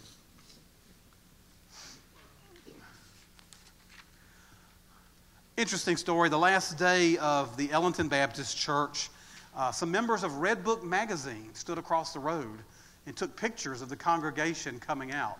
Now, the church had asked for a private, so they could have a private, their last meeting there. But Red Book magazine set up to take photos, and Mr. Mike Castles, who owned Castles Store, was the first one out the door, and apparently got his hands on at least one of them. So they ran back to New York and wrote an article about how they got roughed up. And of course, the folks in Ellington say they called us sharecropper Baptists. And all the other newspapers around here said, look, you got what you deserved. They asked you to stay away. We stayed away. You got what you deserved. A little bit of entertainment. We got some basketball. This is what I call the entertainment center of Ellington. Shaw's Store, O'Berry's Theater, and Nixon's Liquor Store. So you can do it all right there. O'Berry's Theater. Some of these particular posters were South of Rio, Sunset Carson Rides Again. There's a Doris Day picture up here. So those are the posters that was taken in that in the windows. And just a few last things here for entertainment. You know, the Great Gildersleeve, Richard Diamond, Private Detective, some of the television shows at the time. I think they should have done one on Mr. Johnny Steed, but that would have been a good one. Going for a Drive. And hanging out at the Blue Goose. See, I told you they serve beer. Did you see the folks there? I always want to know more about this photo, but I don't know the people's names. If any of these are relatives, come up and tell me. I'd like to know. April 12th, 1952, the last day of passenger service coming through the site. So let's put this in perspective really quick here, because I do want to get to the artifact. The announcement was made November 28, 1950. Within 5 years, they had all 5 reactors up and running. Not to mention the buildings needed to facilitate that. Isn't that amazing to think about? 5 reactors. I mean, that's amazing. Today, that would be unprecedented. 5 reactors. But 1952, while the building of the reactors and things were going on, while that infrastructure was taking place, you still had a few folks who were traveling. The gentleman there in the middle was the last passenger. The man on the right is Mr. Herbert Hardin. He was the station master in Ellington. And you can see on the sign behind him, trains were coming from Miami. They were coming from New York, coming from a lot of places across the country. So really pretty neat. I meant to wait, but December 3rd, 3 days after the announcement was made, a UFO was seen over the site. You know, of course, yeah, who said it? Of course. You know, they got to check out what's going on. Now, if you read the article, it's pretty interesting. The man who saw it was Reverend Parkinson, who was the Reverend of the Baptist Church. So if you can't believe the Reverend, who can you believe, right? So he said he came out with his dinner guest. It hovered over Ellington, and it streaked off towards Waynesboro. So it was going to the bird dog capital of the world. But why, we don't know, but that's where it was going. And I'm not sure, but I think this is what we think it looks like, hovering over Ellington. Not sure, but that's what we believe. So in 1950, the Atomic Energy Commission comes to the area. There were 2,000 plats of property purchased. And they would go to each landowner, they would assess the property and give them X amount for their property, including all of the improvements, house, barn, chicken coop, privy, outhouse. They would give them that amount of money, and then they had to leave and go set up elsewhere. If they wanted their house, that amount would be deducted. Say they give you $5,000 for everything, but you wanted to keep your house, they'd give you only like $4,600. And then you had to find someone to move your house. You needed property to move it to. That's the kind of the way that worked. Most of the records we've seen, we see that the land prices were pretty fair, and we see that the home prices that they were given was pretty fair for the time. So, 15,000 structures were on site. This is just one of those structures.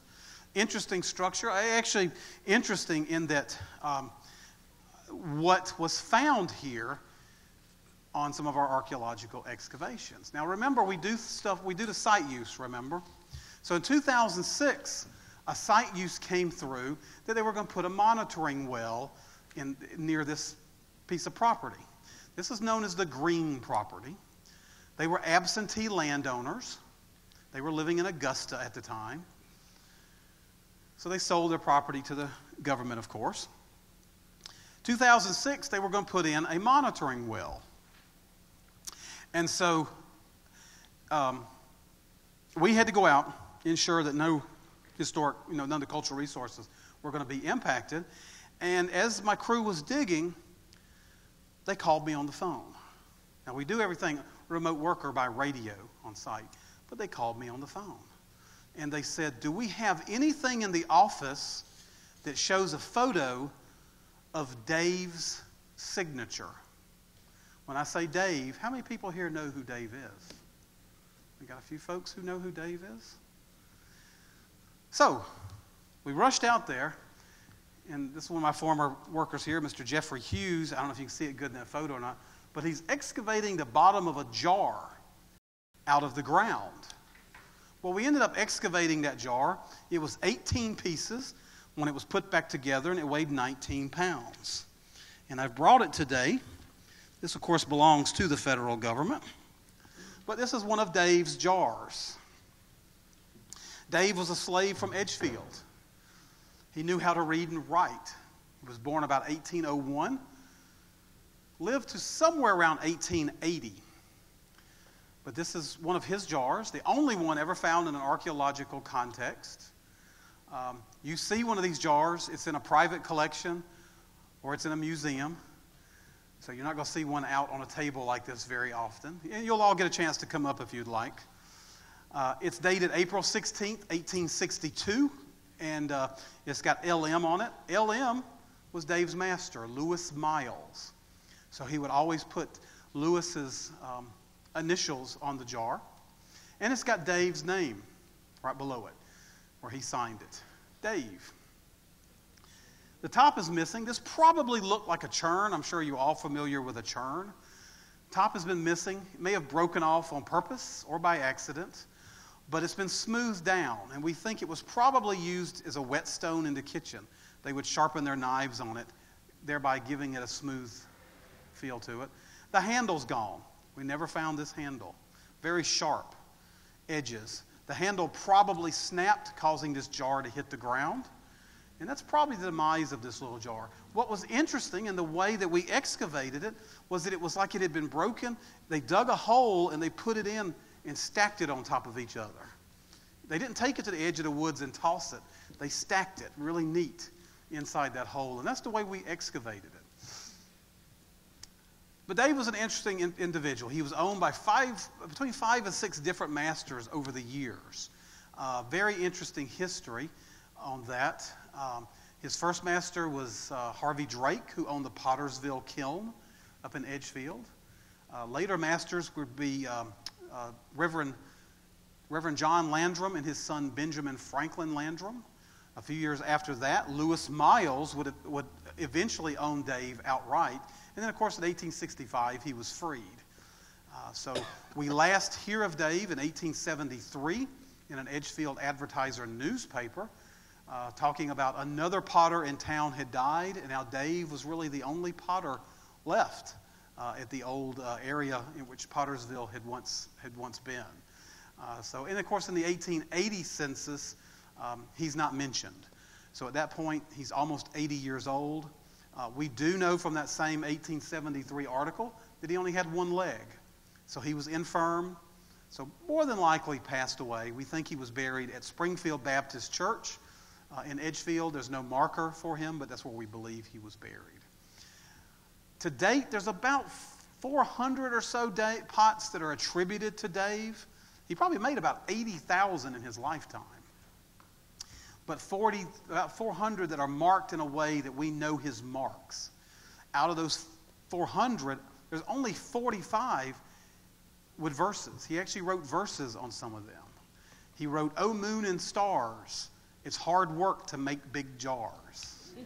That was one he wrote.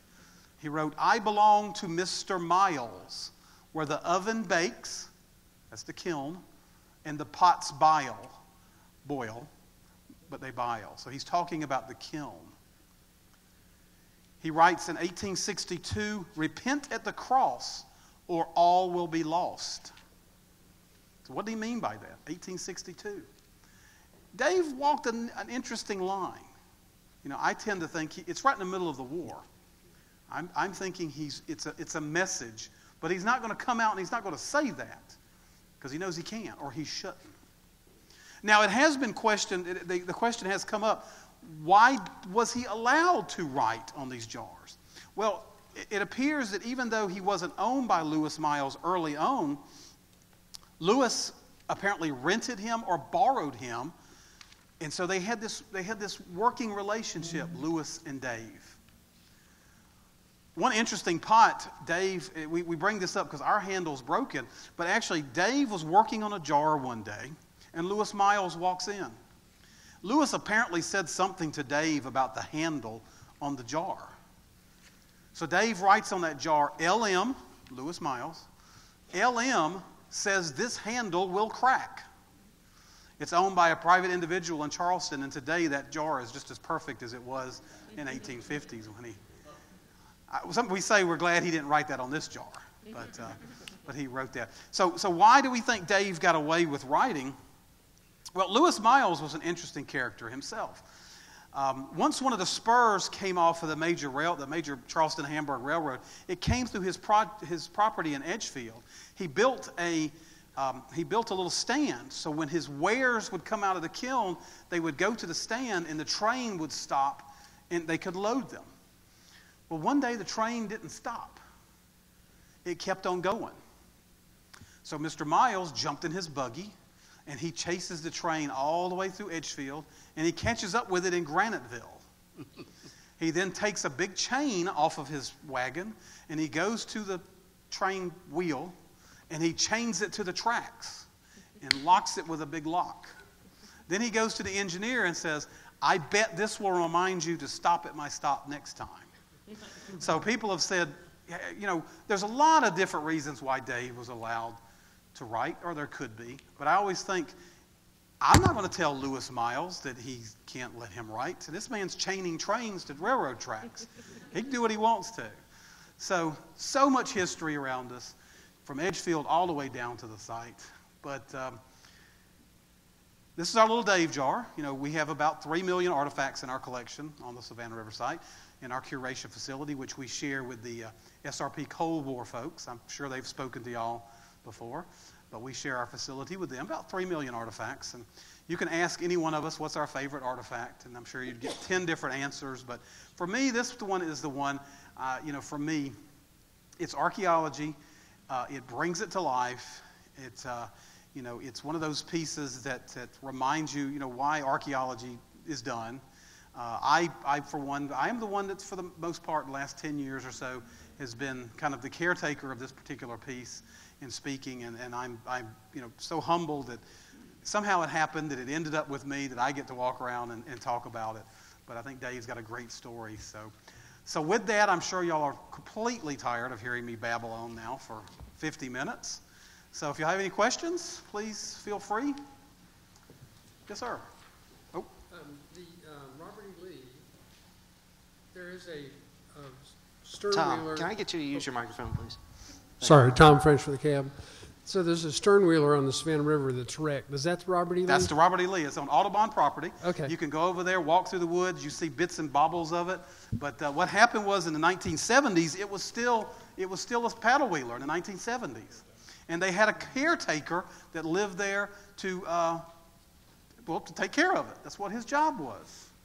And he had a party one night, and they were playing poker, and apparently a candle got knocked over, and it burned the whole paddle wheeler down to the water level, where the rest of it sank. So you can go there today and see it. If you're tromping around on Audubon property, you can see the remains of the Robert E. Lee paddle wheeler there. So, okay. Yeah. Anybody else? Oh, Let's come over. No, you want to go? Doug? Or behind you? I have one over here. Yes. Doug Howard Cab. Wonderful presentation. Thank you. During the early and the first employees of the plant, were there any African Americans that were hired? Do you know? Honestly, years? We did oral histories with many of the former residents. We did some with some of the African Americans. As far as I know from our oral histories, that was not brought up. Most of them were talking about their lives prior to living on site.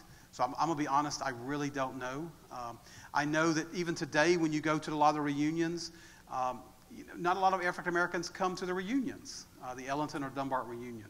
So unfortunately, that's not a question I can answer. I know that the Cold War folks, they have records of some of the early employees. I don't know what the statistics are, white to black. I don't know, and from that, I don't know about the former residents. And I'm sorry. Thank you. Matter of fact, they didn't even do when they did the acquisition records. We did have black landowners, but they wouldn't even. We can't tell from those records were they white or black landowners. So they just didn't make that differentiation on that paperwork either. So yeah. So anybody else? Yep. Yep. Yeah. Bobby Williams, Cab. Thank you for your presentation. Yes, ma'am. on your slide with Dick's Garage, Yes, ma'am. you have B&B Motors on there. They're ma'am. still in business. They're still in Barnwell. business. Yes, they are in Barnwell. Yes, they are. And you were inquiring about the African American employees. My father worked there in 1952, and he said he was one of the first 3 people that got their security clearance. Oh, wow. He's 93 years old now. Oh, is he? Yes. I mean, what did he do there? Or can you tell me? He says everything's a secret. It is. But he's a concrete finisher. Oh, well, okay. I say that a lot now. My daughter will ask me something. I say it's a secret, but it's usually because I've forgotten what it was that I was. He says everything was a secret. They weren't supposed to talk about it. Yeah. Well, that's really interesting. So was he a former resident? No, he's from Orangeburg. Oh, he's from Orangeburg. Okay. Yeah. Great. Thank you. Joyce Underwood, cab. That's not close enough. Okay. Thank you so much. This is really delightful. I really enjoyed this. So I have a question and 2 comments. My question is, are there any of these structures that they didn't pick up and move that are remaining, or did they just plow everything down?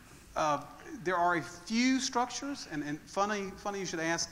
The ones that are primarily standing are outhouses. They seem to have survived. So we've got about 6 outhouses on site. One of them's even a 3-holer. So it's pretty interesting that it's there. So it's made of cedar, and it's got the tin roof. We'll go through the woods, and we actually find hog wire. That the poles have gone and the trees have, so you see remnants of this. You see a lot of the ornamental flowers, but not very many of the buildings. Every now and then most everything was raised. If they didn't move it, they raised it. Because I said before, there were 15,000 structures. And believe it or not, one of the reasons, there's no reason you shouldn't believe it, DuPont police just could not monitor 15,000 structures. And they were afraid that, again, from the headlines we saw, that spies were going to get on, and they would hide under, or they would hide, and so they had to flatten everything that they weren't going to use. They did use some of the structures for a while. The Ellington School, one of the old plantation homes was used as the Forest Service building for quite a while. So they would use these larger structures until their infrastructure could get up and running. But if they weren't using it and it wasn't taken by the family, it went to the ground. So. Okay, cool. So my 2 comments. First of all, about the steamboat, I'm picturing Fitzcarraldo, them getting it from where it was to where it ended up. So I think that's pretty cool. And the house moving thing is really interesting to me because that's what my family did during that time. So now I'm going to go look it up and see if they moved SRS houses. What was their name? Rozier? Nally. They're from Easley. Okay, I know the Roziers was a big family that moved. So yeah, this is very, very interesting. Thank you so much. Who's? Okay, yes, sir. Very informative, thank you. Yes, sir. As I understand, today the Savannah River site is commonly known to or referred to as the site. And people who've been around here for many years said it was originally known as the bomb plant. Is that correct? And have there been other names? It depends on how you want to say it. My grandmother said it was the bum plant. B-U-M, bum plant. Now, she didn't mean it, that's just the way, bum plant. But yes, sir. Started off as the Savannah River Project, became the Savannah River Plant once it was up and running, and then, of course, Savannah Riverside in 89 or 90. But the bomb plant is what many of the people called it, the bomb plant. But again, my grandmother called it the bum plant. It's the bum plant. Out at the bum plant. But, yes, sir. Dawn Gillis, cab. 2 things. Have you kept track of buildings that were moved from the site and where they went to? We know where quite a few of them are, the homes. Funny you should bring that up. We just finished a new documentary called From Mart to Art. And if you're from Barnwell, who's from Barnwell? Anybody from Barnwell? I'm from Barnwell County. Who knows about the Little Red Barn pottery? That was actually the commissary at the Lee Banana Case Company, and it was moved. So I recently interviewed some of the former residents who are in their 80s now, who were children, and they talk about going in that store when they were kids and buying candy. And of course, we talked to all the former owners up to its present-day owners of how the building's been used. So it's an interesting repurposing film about this little building. It was built in 1925 as part of the Lee Banana Case, moved in 1951, and since 1951, its doors has been open from everything from a baton twirling school to a pottery, to a dance hall. So it's I used to own a little 800 square foot house in New Ellington that I was told was moved from.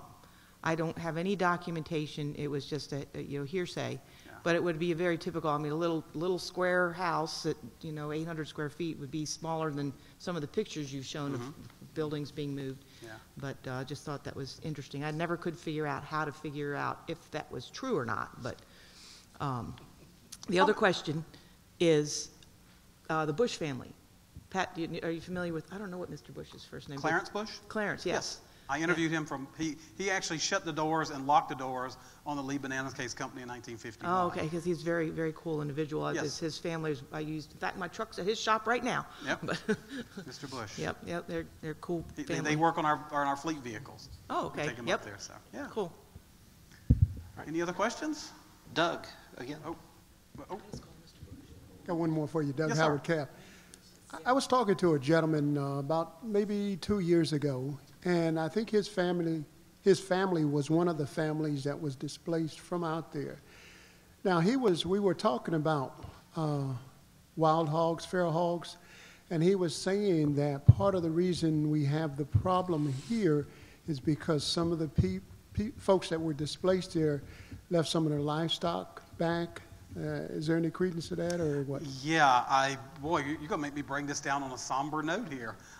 Yeah, they did. They would, these folks had so much going on at the time, moving, that in a lot of cases the livestock had to be left, and there was so much livestock on site that as they were, they were trying to sell it off, and they just weren't getting the money for it in the time.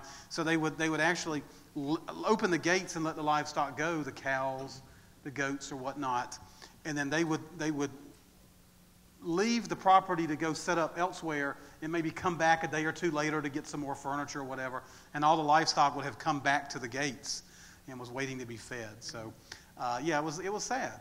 That was actually a sad consequence. As an animal lover, you making me bring it down on a sad note there. But yeah, so as a matter of fact, I gave a tour the other day, and right in front of me, some feral hogs ran across in front of me.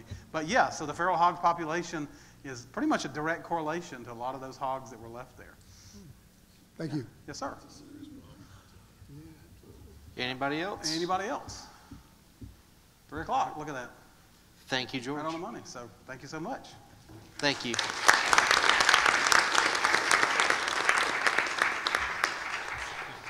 All right. So, thank you. Okay. So up next, we have Beth Cameron with DHEC. You ready, Beth? All right. Let me get you forwards, backwards, laser, forwards.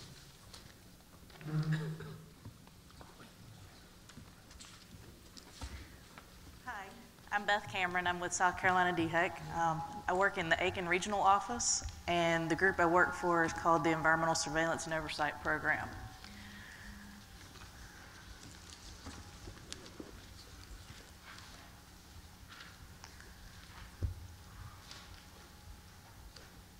So we have a little video I'm going to show you.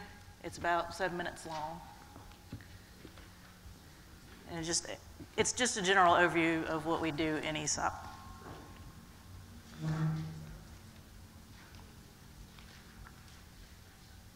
think it'll play.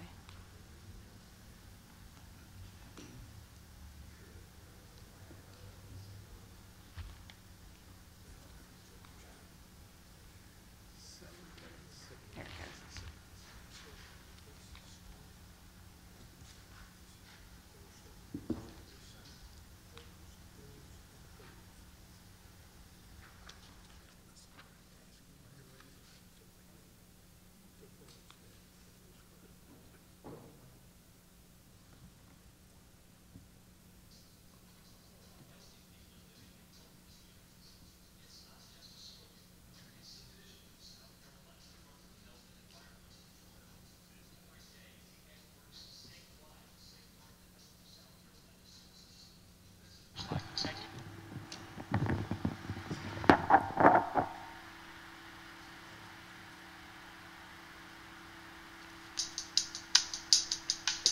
Healthy people living in healthy communities. It's not just a slogan. It's the vision of the South Carolina Department of Health and Environmental Control. Every Every day, DHEC works statewide to safeguard the health of South Carolina's citizens and visitors by protecting the environment in which we live, work, and play. One area of particular importance is the central Savannah River area.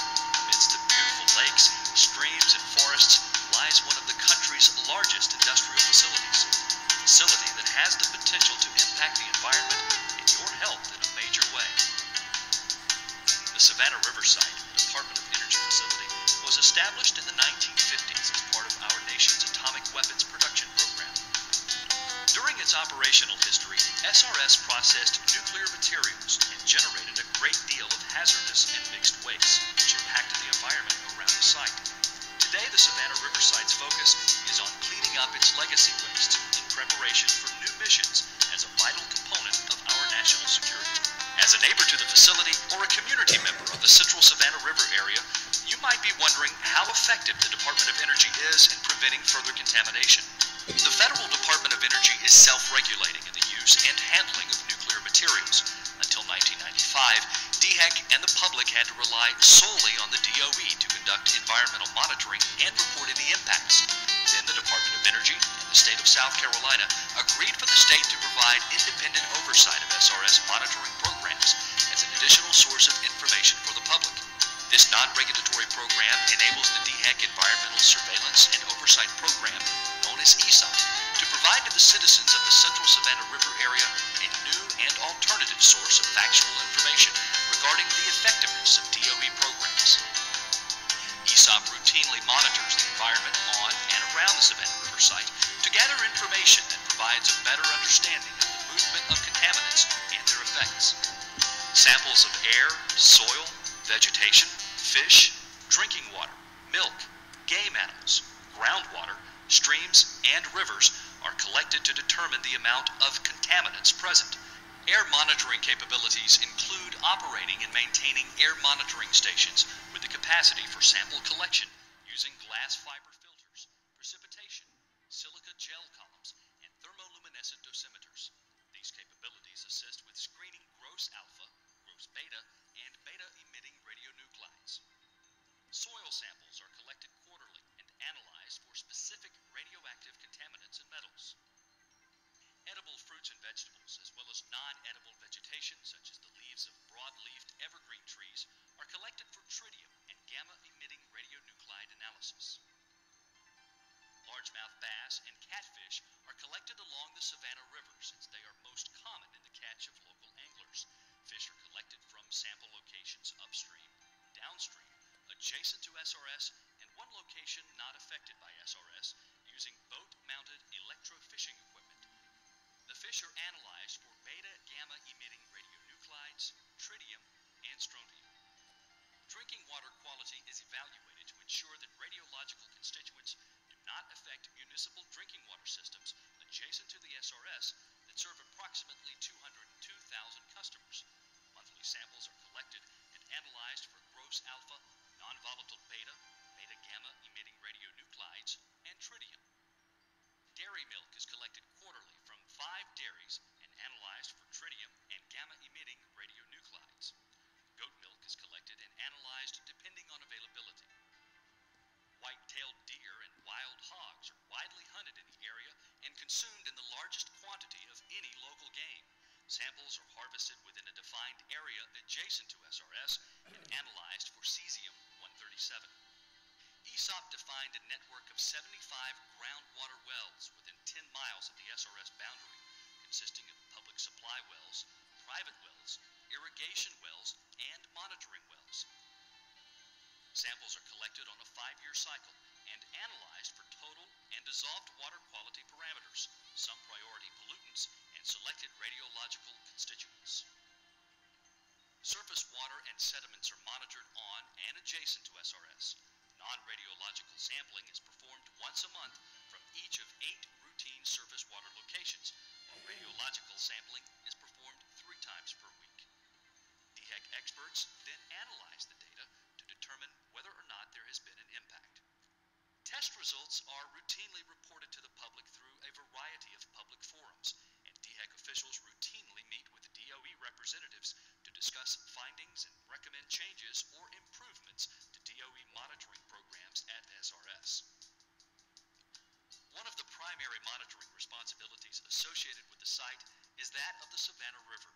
Hundreds of thousands of people, including residents of Beaufort and Jasper counties, as well as the cities of Hilton Head and Savannah, rely on the Savannah River as their primary source of drinking and irrigation water. The DHEC ESOP maintains a robust monitoring program on the Savannah River, as well as side streams, to detect releases of contaminants that might reach the river and impact the drinking water for downstream users. The monitoring program even includes an early warning system to contact water officials if a major release occurs at a harmful level. DHEC is committed to its comprehensive oversight role at the Savannah River site and is actively working with the Department of Energy to make sure that legacy contaminants are properly cleaned up. DHEC's goal is nothing less than ensuring that our citizens' health and the environment in which they live, work, and play are protected.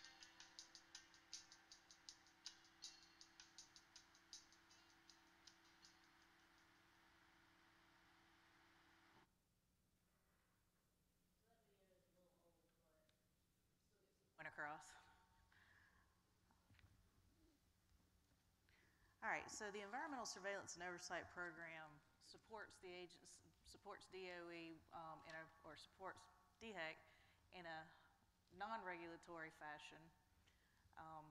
By the primary function of it is to evaluate the effectiveness of SRS by monitoring, conducting non-regulatory monitoring around and on SRS, conducting evaluations of the SRS monitoring program, and to provide independent source of information for the public pertaining to levels of contaminants in the environment from historic and current SRS operations.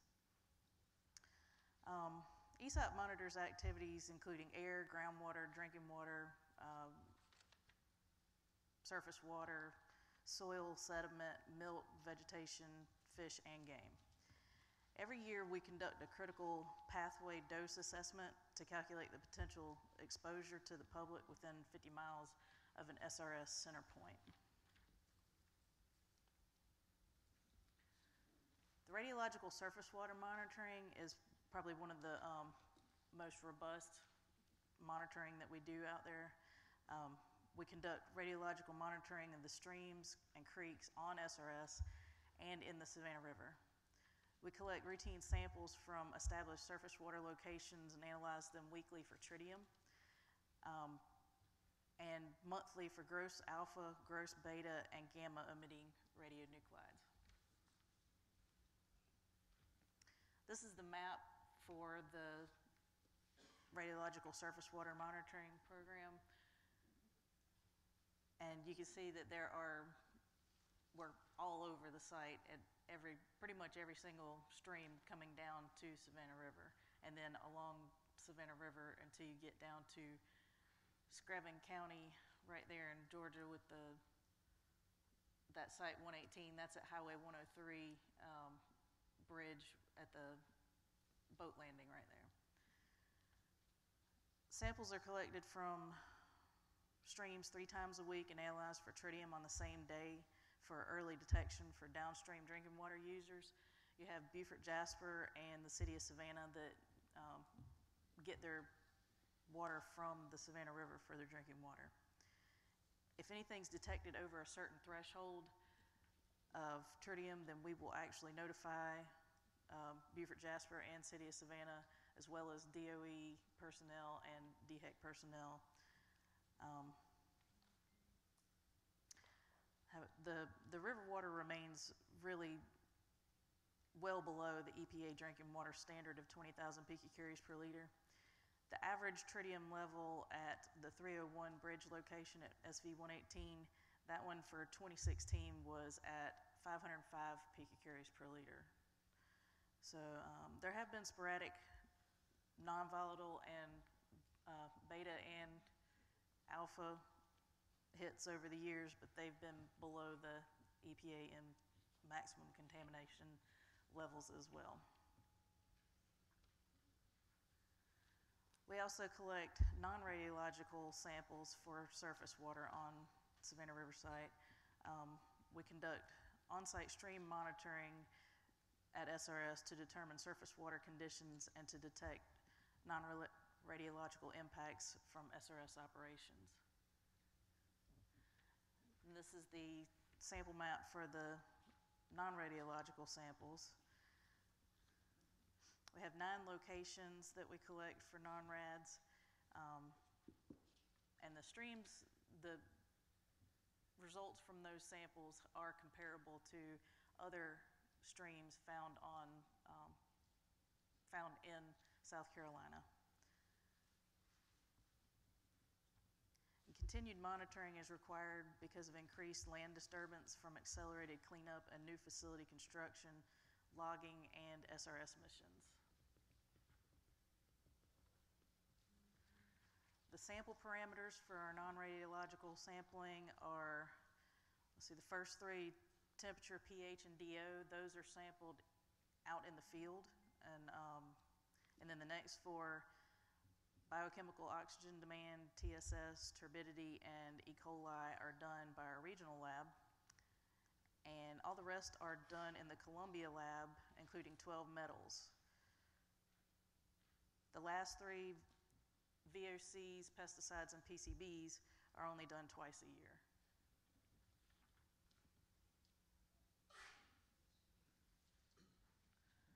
Radiological monitoring of drinking water adjacent to the Savannah River site. The main contaminant found in drinking water continues to be tritium. However, it's always been well below the EPA drinking water standard of 20,000 picocuries per liter.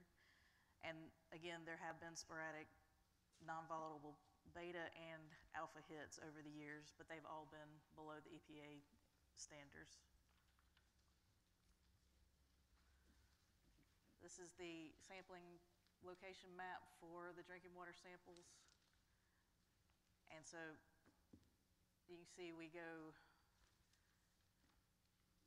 all the way around the site sampling at different municipalities, or drinking water municipalities around the perimeter. And we also sample at North Augusta, which is upstream from Savannah River, and then down at Beaufort Jasper and City of Savannah as well.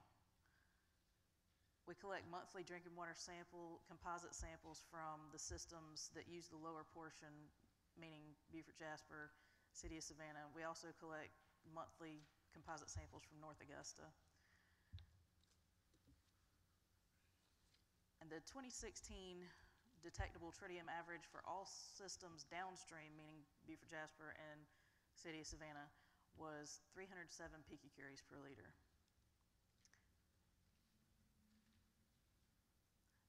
The samples that we collect up at the other municipalities around here that aren't directly impacted by the river, those are sampled biannually.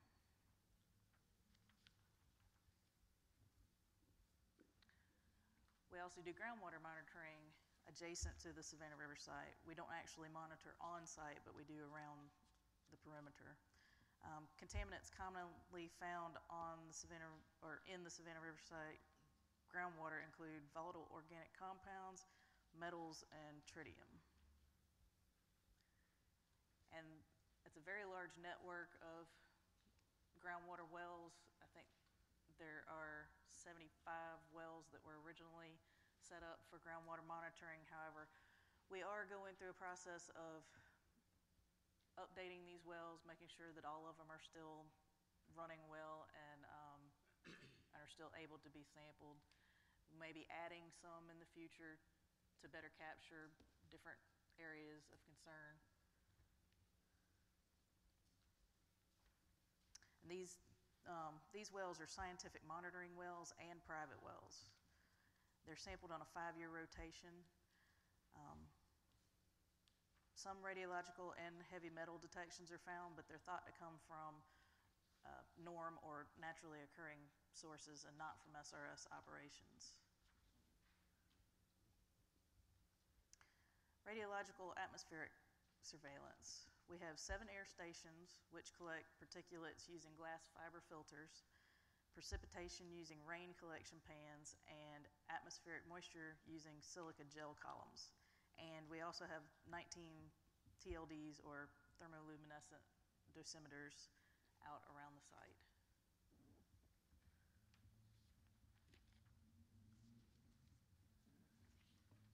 That is a picture of one of our actual air monitoring stations.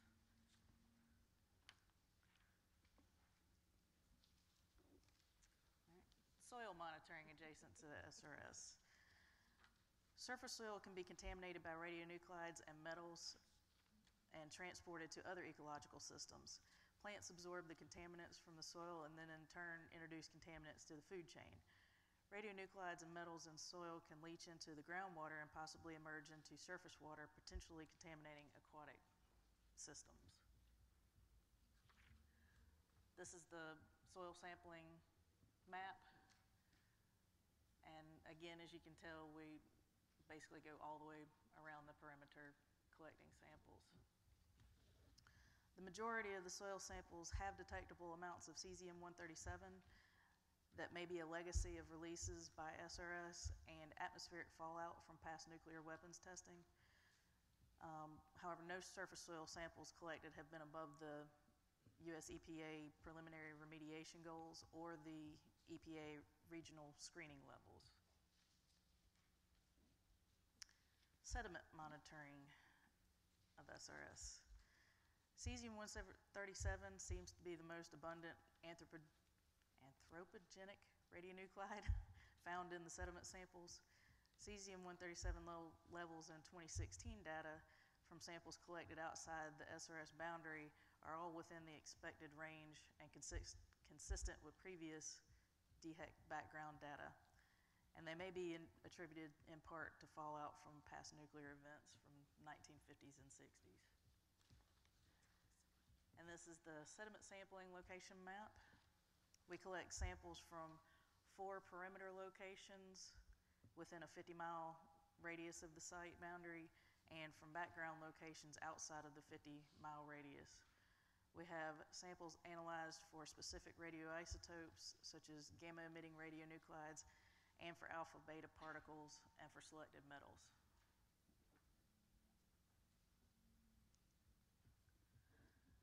We also sample for edible vegetation. We collect various crop vegetation as well as wild fruits. We collect wild edible fungi upon availability, and we determine the sample collection points by the availability of crops and the sampling location in relation to the perimeter of the Savannah River site. We have samples analyzed for tritium, gamma-emitting radionuclides, and tritium continues to be the prevailing detectable analyte across all edible vegetation. However, the concentrations found are around or under the US FDA standards or below the FDA standards.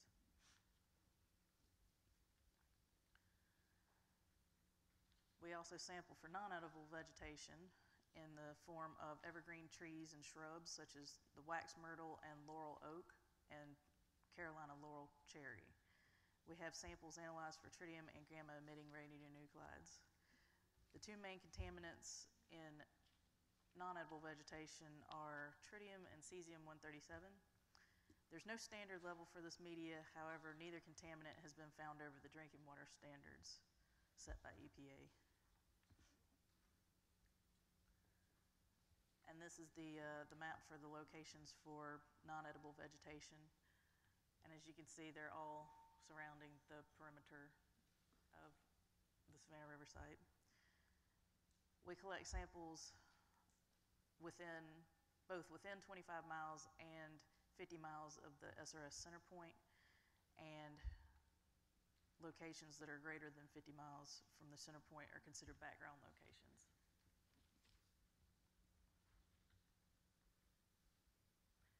Milk monitoring adjacent to the Savannah River site. We collect quarterly dairy samples to determine if radionuclides have been ingested by grazing dairy cows exposed to radionuclides deposited on pastures through atmospheric releases, irrigation with contaminated groundwater, or through plants grown in soil contaminated with radioactive materials. And this is the the map of the milk locations. We collect samples along the perimeter of SRS. Wait, that's the wrong one. So there's 5 dairies. One is a background location up there. We have samples analyzed for tritium, gamma emitting, and strontium. Strontium's of particular concern because it's a calcium analog, and babies who are growing bones and teeth consume large quantities of milk. All strontium averages have been below the EPA standard of 8 picocuries per liter for strontium since testing initiated in 1998. The 2016 strontium average was 0.667 picocuries per liter. We also do fish monitoring adjacent to the Savannah River site. We collect fish from the Savannah River near the SRS creek mouths, as well as 2 background locations. We use boat-mounted electrofishing equipment to collect the samples. So this is the map of the actual locations we sample from on the Savannah River, and then this is the background location at Combahee River. And then there's one sample down here at the saltwater location.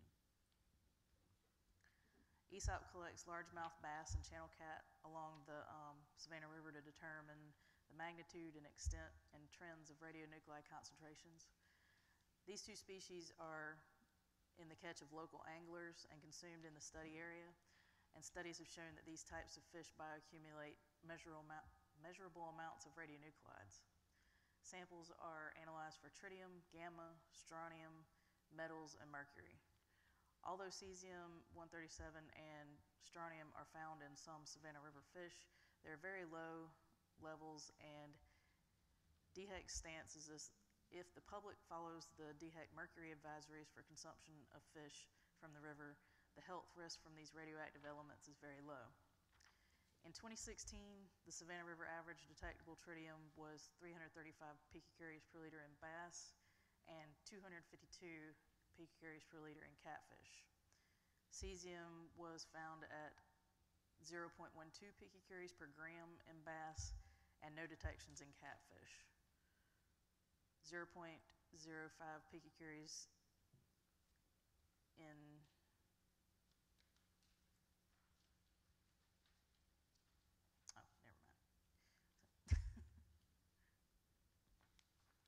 We also do game monitoring on site. We sample for white-tailed deer and feral hogs. We did not actually sample for feral hogs in 2016. Deer and feral hogs are hunted on SRS. These animals are a risk for human exposure pathway for cesium-137. None of the levels of radionuclides found in the animals collected have been found to cause a public health concern if they were to be consumed. The 2016 average detectable cesium-137 concentration in deer from on-site was 1.72 picocuries per liter and 0.81 picocuries per gram. 0.81 picocuries per gram from the 5-mile perimeter and 0.30 from the background location.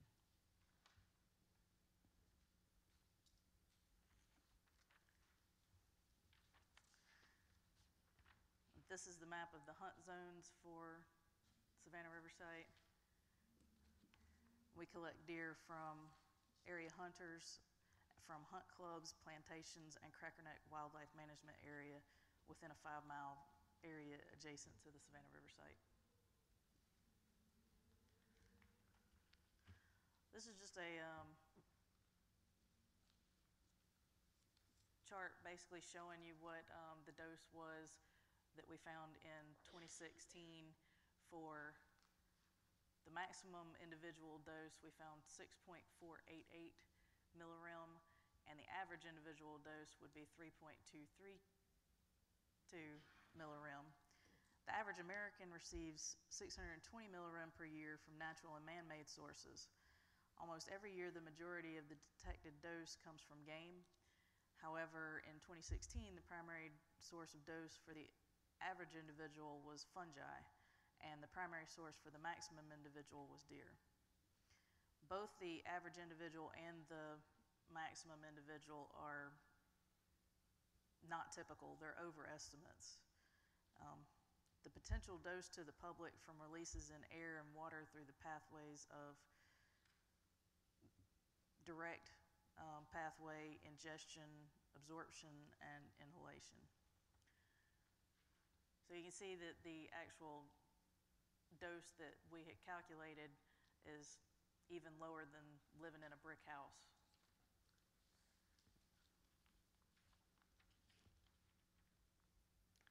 I think that's it. Does anybody have any questions? Doug, let's start with you.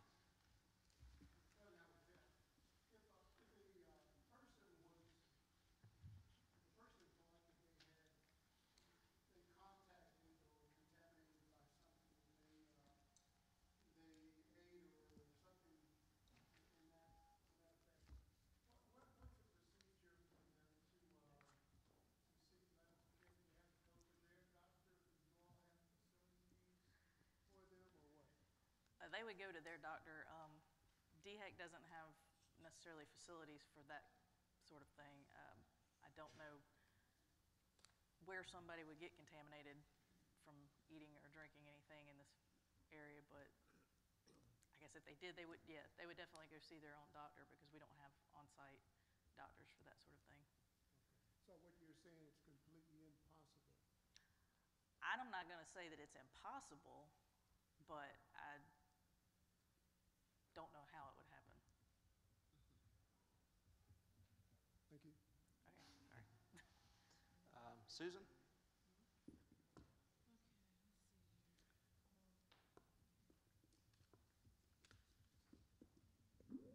Susan Corbett, CAB. So can the public access your raw data, and where can we do that? Yes, you can access the data. It is on our website. Now, the 2016 report has not come out yet. We're in the process of getting it published. The easiest way is to go to scdhec.gov, and then in the search bar, search for Savannah Riverside, and then you can find our environmental monitoring report on there for each year. The 2016 report should be published within the next month and be put up on the website.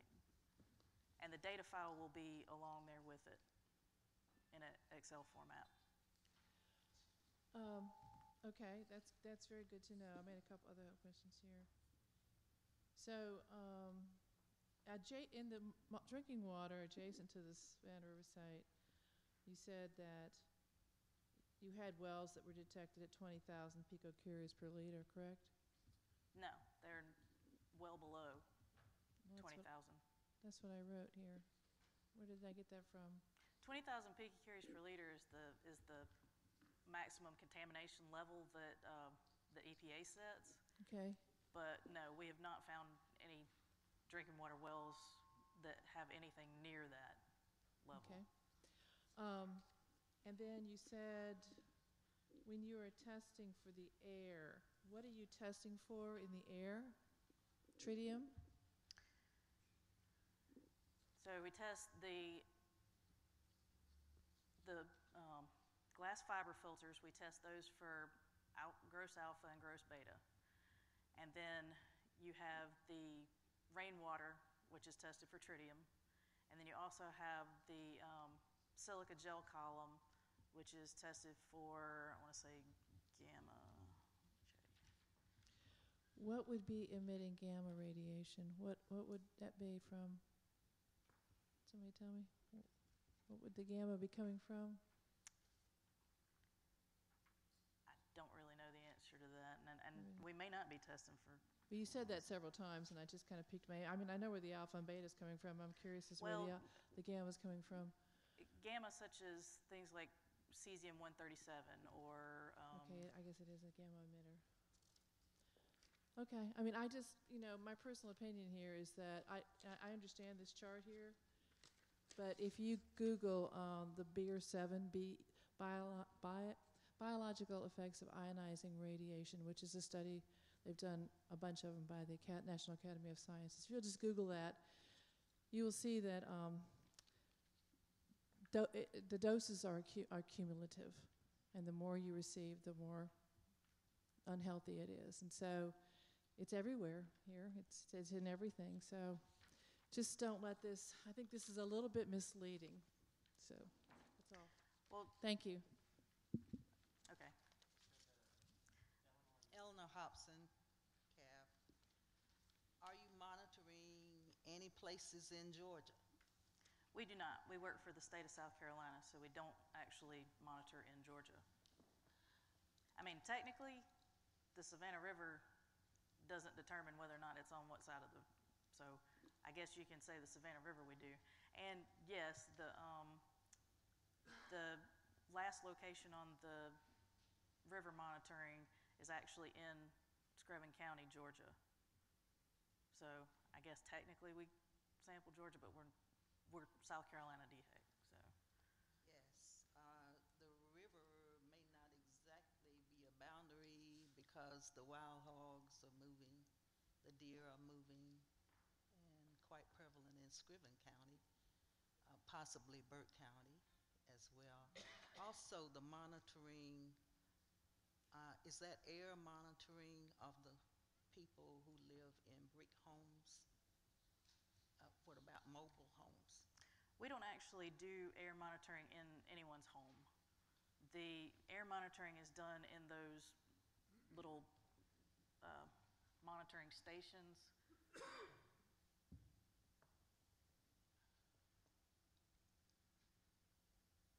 So we have a monitoring station set up in different locations.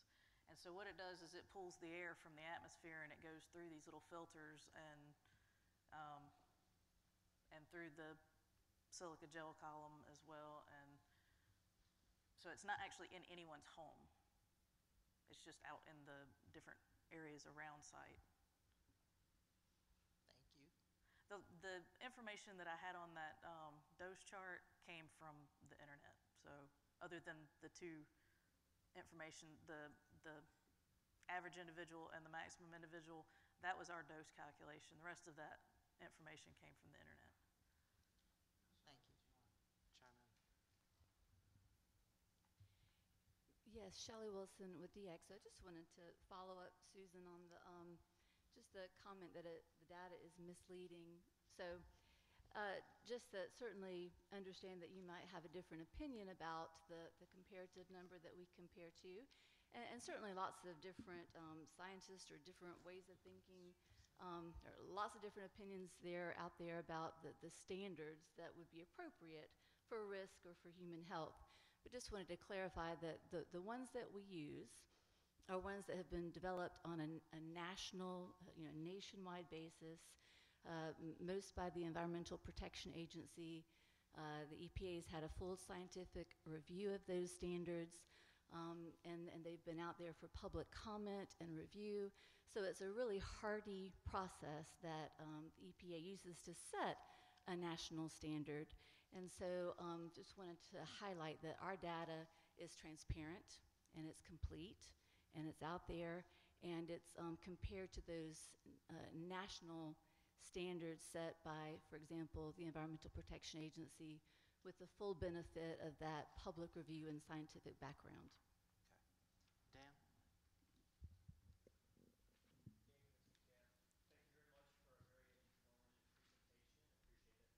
I appreciate DHEC's willingness and ability to monitor the site.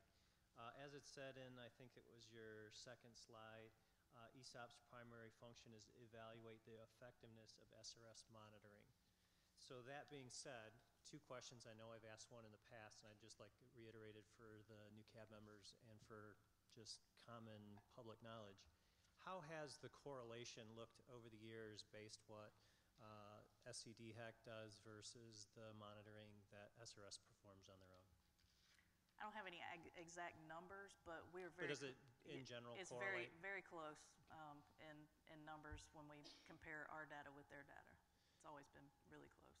So one thing that's missing from the presentation, and I'm not shooting the presenter on this, I'm just giving some feedback. What's the conclusion? Are they or are they not effectively monitoring the environment from SCDHEC's perspective?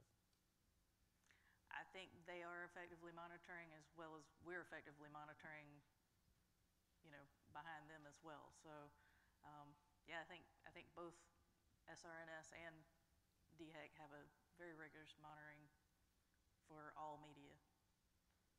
Thank you. Joyce?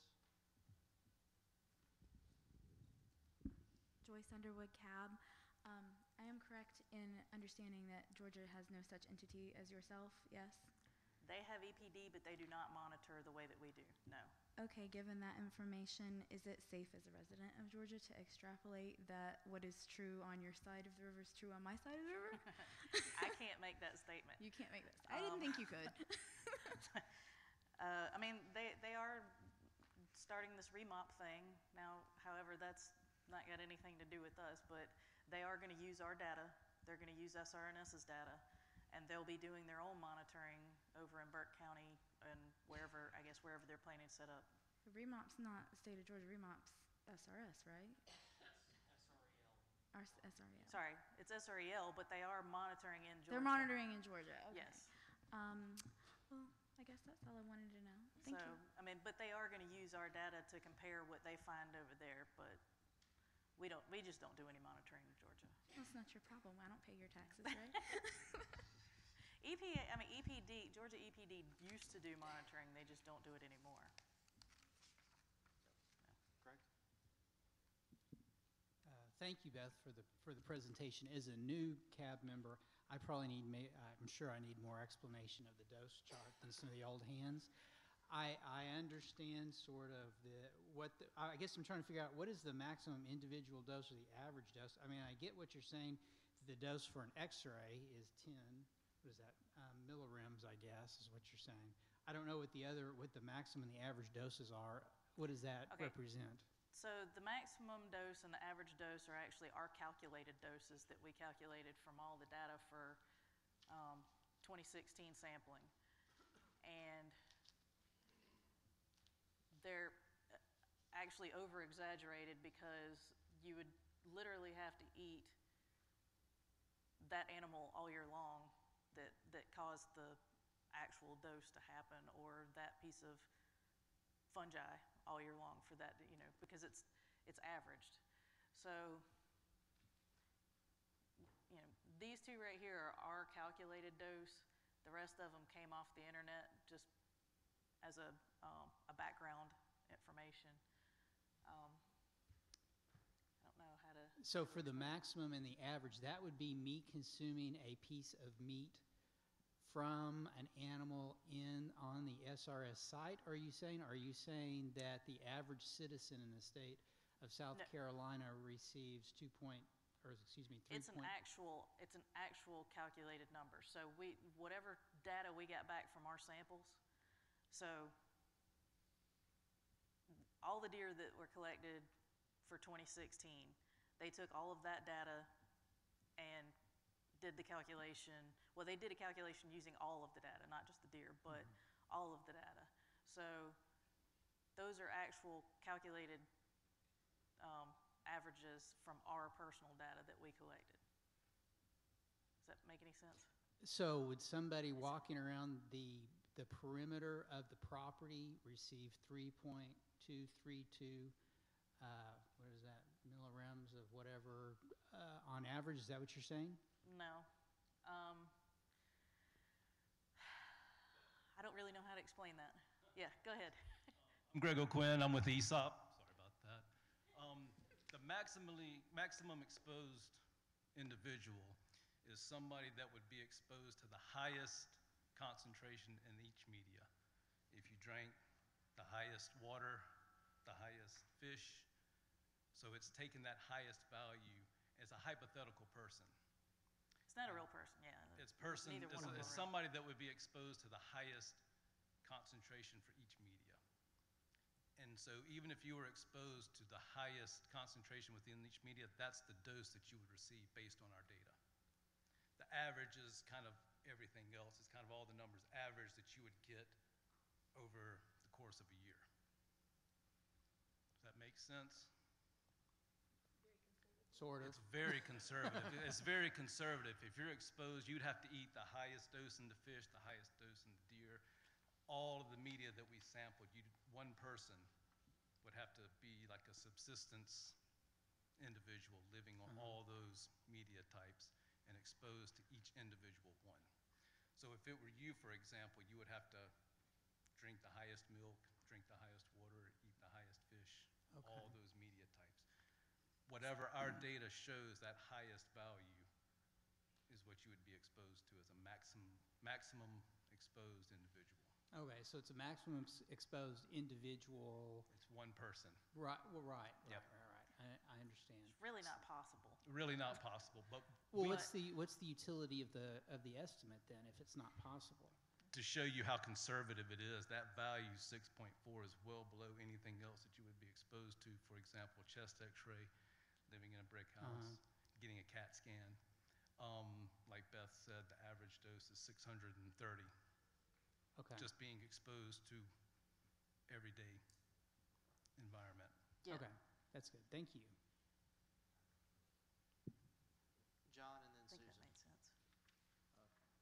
Thank you very much. It was a great presentation. I liked your soil samplers. They were good. So I know you've told us in the past, but how often do you update your online reports to indicate the readings that you take? So there's a report done annually. So every year there's a report. However, they are always about a year and a half behind the end of the year. So we're just about to publish the 2016 data. Hopefully, we can start bringing that back and getting it closer to the end of the year. Like we would have liked to have had 2016 out in December of 2017. That would be our goal to get it out earlier. However, it hasn't happened in a long time.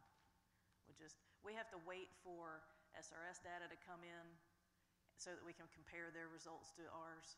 So theirs usually gets in July, August of the next year for their data. So then we have to go and do all of our calculations to compare it. So it's a little behind, but. Can I ask one more question? So there is a collaboration between the site and DHEC? Correct, okay. Yes. Thank you. Shelley, I believe, aren't the EPA standards set for what they consider like standard man? It's like the standard man dosage allowed, right? But we know that women and children are much more vulnerable to radiation, right? Yes. Also, in terms of, is it possible, I'm on your site here, and maybe the mobile, is it actually possible to see the wells and the test, the date and the results of the test of, for example, individual sites? Is that raw? That's what I meant by raw data. The data will be there, and when you look up the data file, it should actually have a map associated with it. Okay. And so if you are looking for a specific well on that map, you can actually look for that number that's associated with that well and be able to find that data.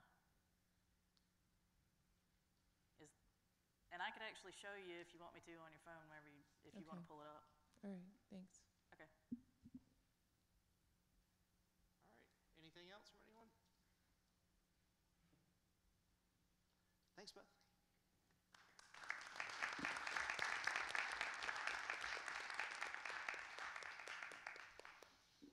Okay. Up next, we have public comment. We have about 15 minutes set aside and 3 people who have signed up. So we'll divide that time amongst the folks who have signed up. And I'm going to ask Lindsay Harper if you'll come up and start us off.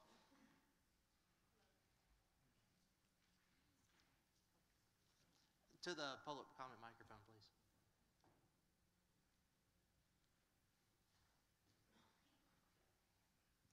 Hello, everyone. My name is Lindsay Harper. I'm Deputy Director of Georgia WAND, and I'm excited to be here today. Thank you all very much for your wonderful presentations, some very, very interesting information that was heard today, so I very much appreciate that. I had a couple of things I wanted to say. So it appears as though PIP production is coming down the pipeline.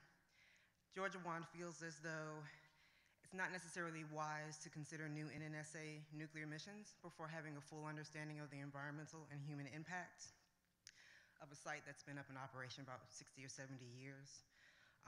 As was mentioned before, Georgia does not have full, independent, robust monitoring on the Georgia side, and especially with the increased tritium production at SRS, it's absolutely imperative that we have some independent, robust monitoring on the Georgia side.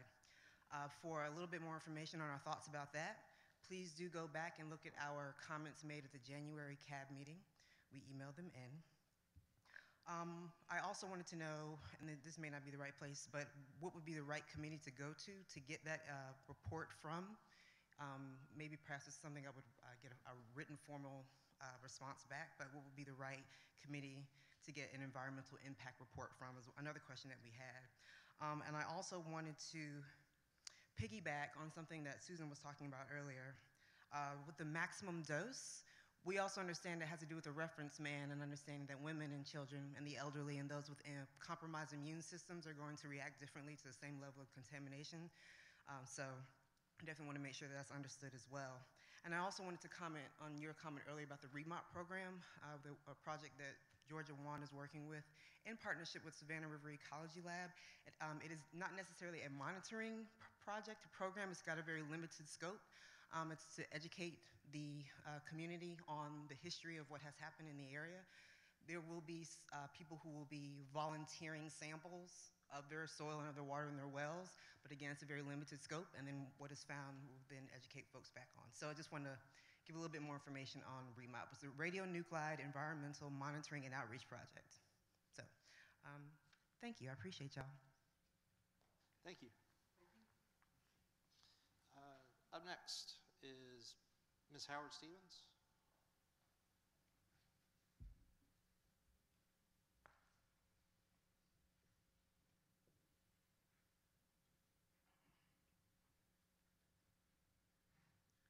Thank you all. My name is Anna Laura Howard Stevens, and I'm from the Shell Bluff side of Savannah River. As the archaeology mentioned about moving the people from the South Carolina side, why didn't they move the people on the Georgia side when the nuclear power plant came?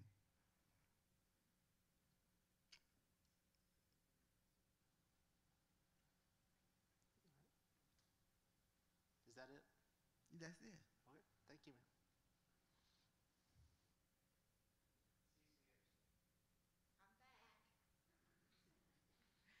Good afternoon, and thank you so much. I'm very disappointed that we had to wait, the public has to wait again. You know, I cried about this for the last 2-3 years, and you did change your schedule to let public speaking in between the speakers.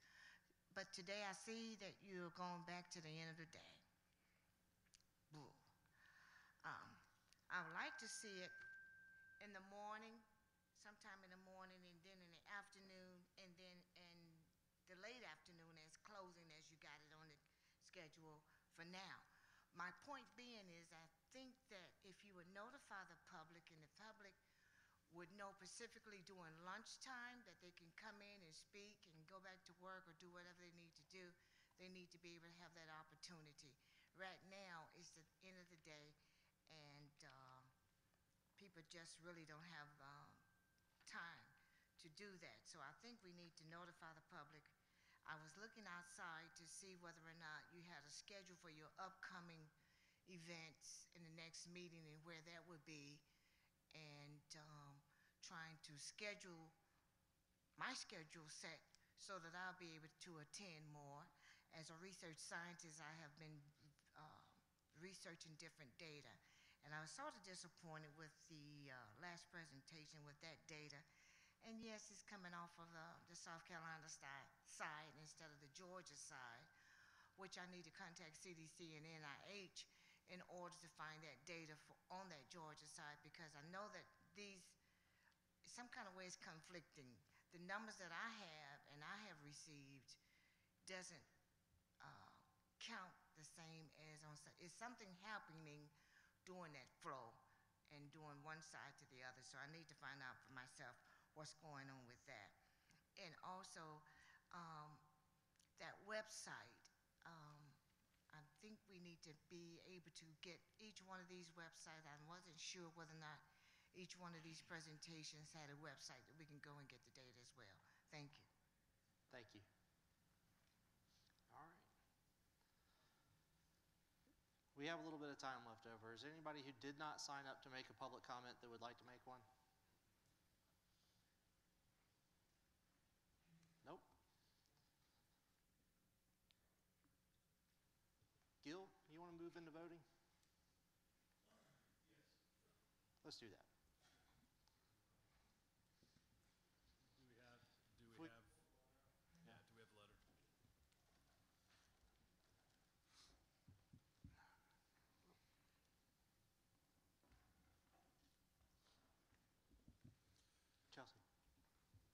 Chelsea, pull the letter up.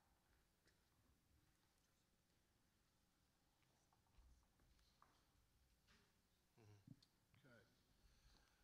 We're going to go into the voting for the integrated priority list letter that will be sent to the Department of Energy on our behalf. I'm going to go ahead and read the whole thing. We did the edits yesterday, so we're not going to be wordsmithing today. But it reads, Chelsea, don't move it. The Savannah Riverside Citizens Advisory Board appreciates the opportunity to provide input to the site's prioritized activities for fiscal year 2020. As in the past, the high-level liquid waste management program, my eyes are awful, remain our highest priority. The budget request for fiscal year 2020 should reflect the priority and should be at the level that guarantees compliance with all state and federal agreements and even accelerate tank closures. Any funding short of this would be a great concern to the SRS CAB, and we will closely watch the level of funding for PBS 14C radioactive liquid tank waste stabilization and disposition. In regard to all environmental management mission activities, recommended priorities are as follows. 1, PBS 14C, radioactive liquid tank waste stabilization and disposition. I apologize. 2, PBC 11C, A, PBC 11C, plutonium downblending processing for disposition to the waste isolation pilot plant. B, PBS 11C, keep spent nuclear fuel processing within the amended record of decision. C, PBS 11C, spent nuclear fuel downblending for disposition in the Tennessee Valley Authority. 3, PBS 30, soil and water remediation facilities. 4, sufficient funding to ensure adequate progress for all EM mission and site maintenance above and beyond the projected spike in the payment of pension obligations. 5, PBS 41, 235F, risk reduction project. 6, support improvements in infrastructure across all PBS. 7, PBS 20, support increased security in all areas, including adequate funding for cybersecurity. And 8, PBS 100, reprioritize the CAB to the third priority within PBS 100. To reiterate, our highest budget priority for fiscal year 2020 is PBS 14C, radioactive liquid tank waste stabilization and disposition, followed by PBS 11C, nuclear material stabilization and disposition, with activities prioritized as shown directly above. Can you scroll down? Thank you. Thank you for the opportunity to submit our recommended priorities for the budget request for the Savannah River site for fiscal year 2020. Sincerely, us. I will take a motion to accept this letter. Tom French moved. Do we have a second? Narinder Malik, I have a second. Does anyone want to discuss this letter? We're not going to wordsmith it, but you can discuss it. Okay, sensing no discussion. Underneath your nameplates, if you look underneath, you should have a voting device. Okay, somebody's voted already. You don't know which way to vote. 1 is going to say yes, 1A is going to be a yes, you accept the letter. 2B is a no vote. Those are your 2 options.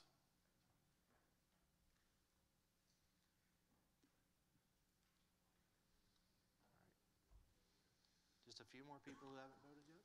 2 more. Numbers 12 and 23. Check the back of your devices. There you go. There's 12. 1 more. 23. Check the back of your device. Is that Carlos? No. Yeah, it is. She left out Carlos. There's okay. one. Is there one under Carlos? So everyone's voted. Does anybody need to change their vote? There's not. No, we pulled his. Okay, we just didn't pull it off of this. Oh, so yeah, there's not a 23. That's what it is. So the voting is closed. And it passes. Wow, unanimously. Woo. Good job, Cab. All right. Well, that's it. Okay. We've run to the end of the agenda. You ready to close it out? I am. We are wrapping up a little early today, so congratulations on a little bit of extra time today.